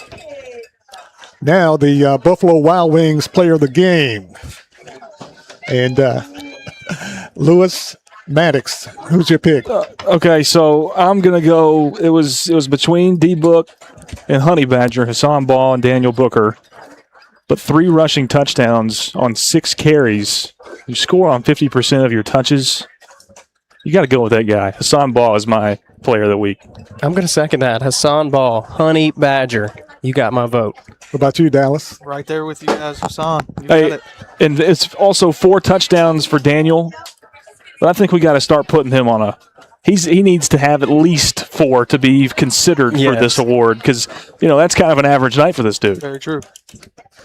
Well, make it unanimous. It's close, very close, but we're going to go with the Honey Badger, Hassan Ball, the player of the game, the Buffalo Wild Wings player of the game, Hassan Ball. In a close count again, very close, but Hassan Ball is the player of the game for the Buffalo Wild Wings player of the game tonight. Final score here tonight, it was Columbia Central Lions winning, having, just like in basketball, just about played everybody. So 62-35, Columbia wins over Battle Creek. And a very interesting game here tonight in Spring Hill, Battle Creek High School. And this is really the first of many more between Columbia Central and Battle Creek throughout the years. Oh yeah, this is going to turn into a really, really good rivalry between these two schools in the same county. You look at what Columbia Spring Hill is. That's the biggest rivalry on the calendar for both sides of that school, no matter how one-sided that rivalry is. Backyard brawl. Yeah, it's a backyard brawl. But, this is, the same type of geographical location between those two schools as these two schools. So this is going to turn into a really good rivalry in the coming years. Right now, it's just a really young team. They don't have a lot of seniors. It's their first year with seniors. Got to give a program like that time to develop, to become competitive against a team in Columbia with a roster that is, going to try and make a run at a state title this season. And a roster that Battle Creek is building, so they're getting more and more and closer every year. And it was a battle tonight, and Lions prevail 62-35 over Battle Creek.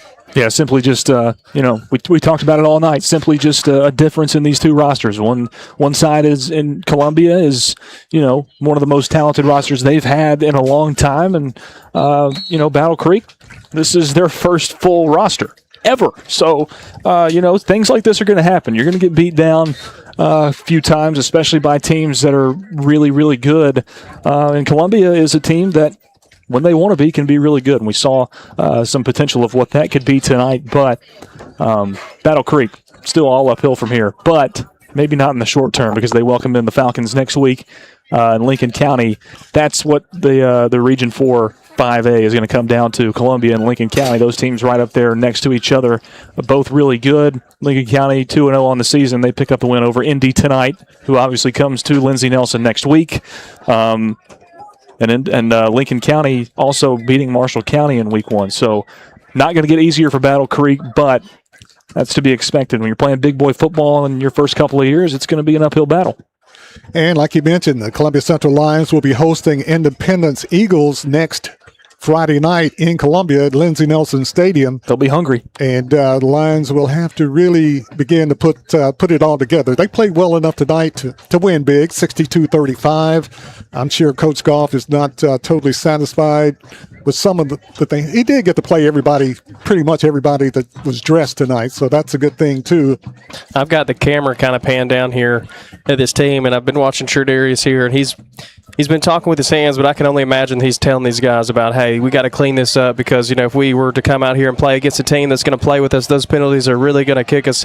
He was holding his hands up, kind of saying that there's levels to this stuff, guys, and that these are things that we've got to clean up, and it's got to start with us. I can't do it for you. You've got to start to clean some of this stuff up. Yeah, and he just broke his huddle, and now Clayton Harris is talking to him, so I'm sure we're going to get a word from Coach Goff here momentarily.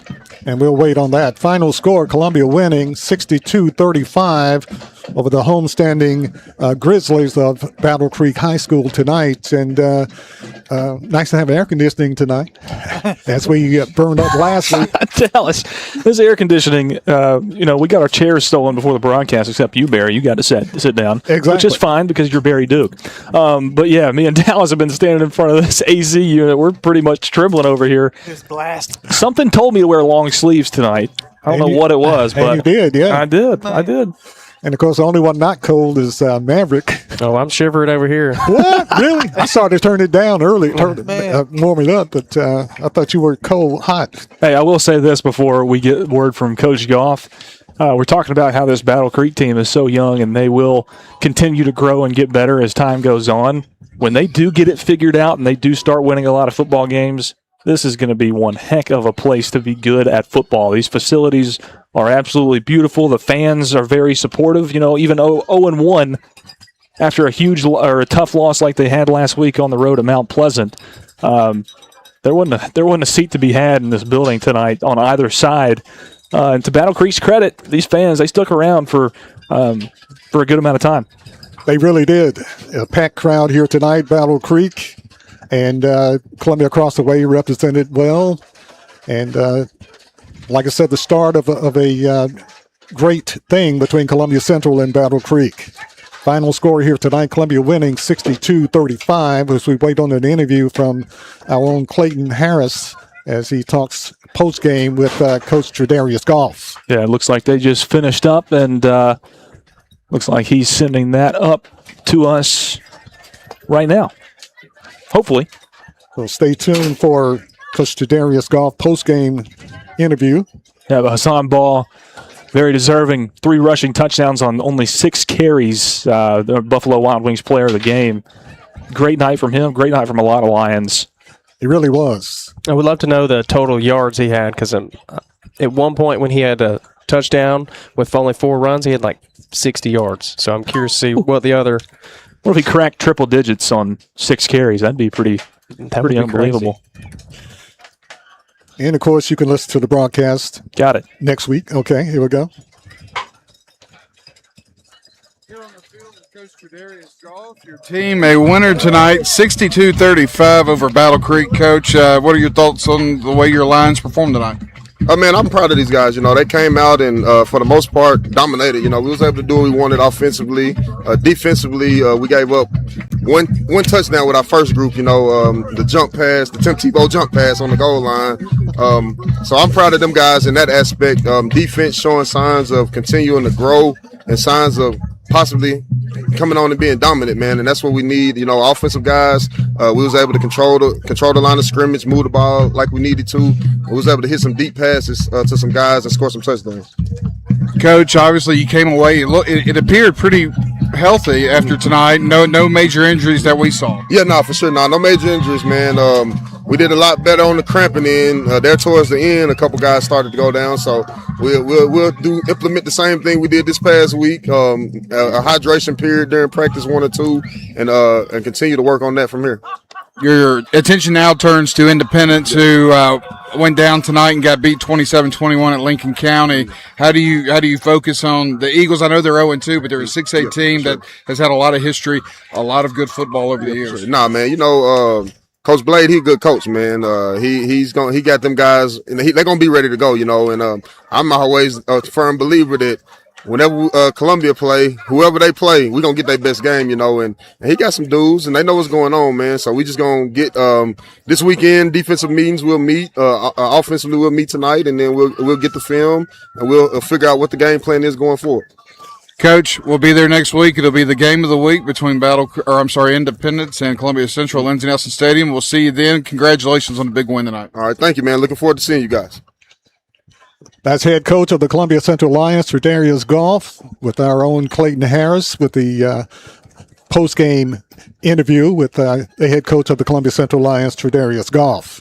Final score here tonight, Lions winning 62-35. And as he mentioned, that next week, the Lions take on Independence from Thompson Station in the Lions Den. Parting shots from Maverick tonight. See you next Friday. Dallas, what do you got to say? Hey, next Friday's going to be that gauge setter. He was talking about Lincoln County being that top team with Central. They just got done playing Independence. We'll see how our boys can hold in there. Yeah, Independence 0-2, no slouch, though. This is going to be the biggest test on the season so far for Columbia. We'll see how they answer the bell. No doubt about it. For Lewis Maddox, Dallas Workman, Maverick Dickinson, I'm Barry Duke, saying good night from Spring Hill with the final score. Columbia Central 62, the Grizzlies of Battle Creek 35.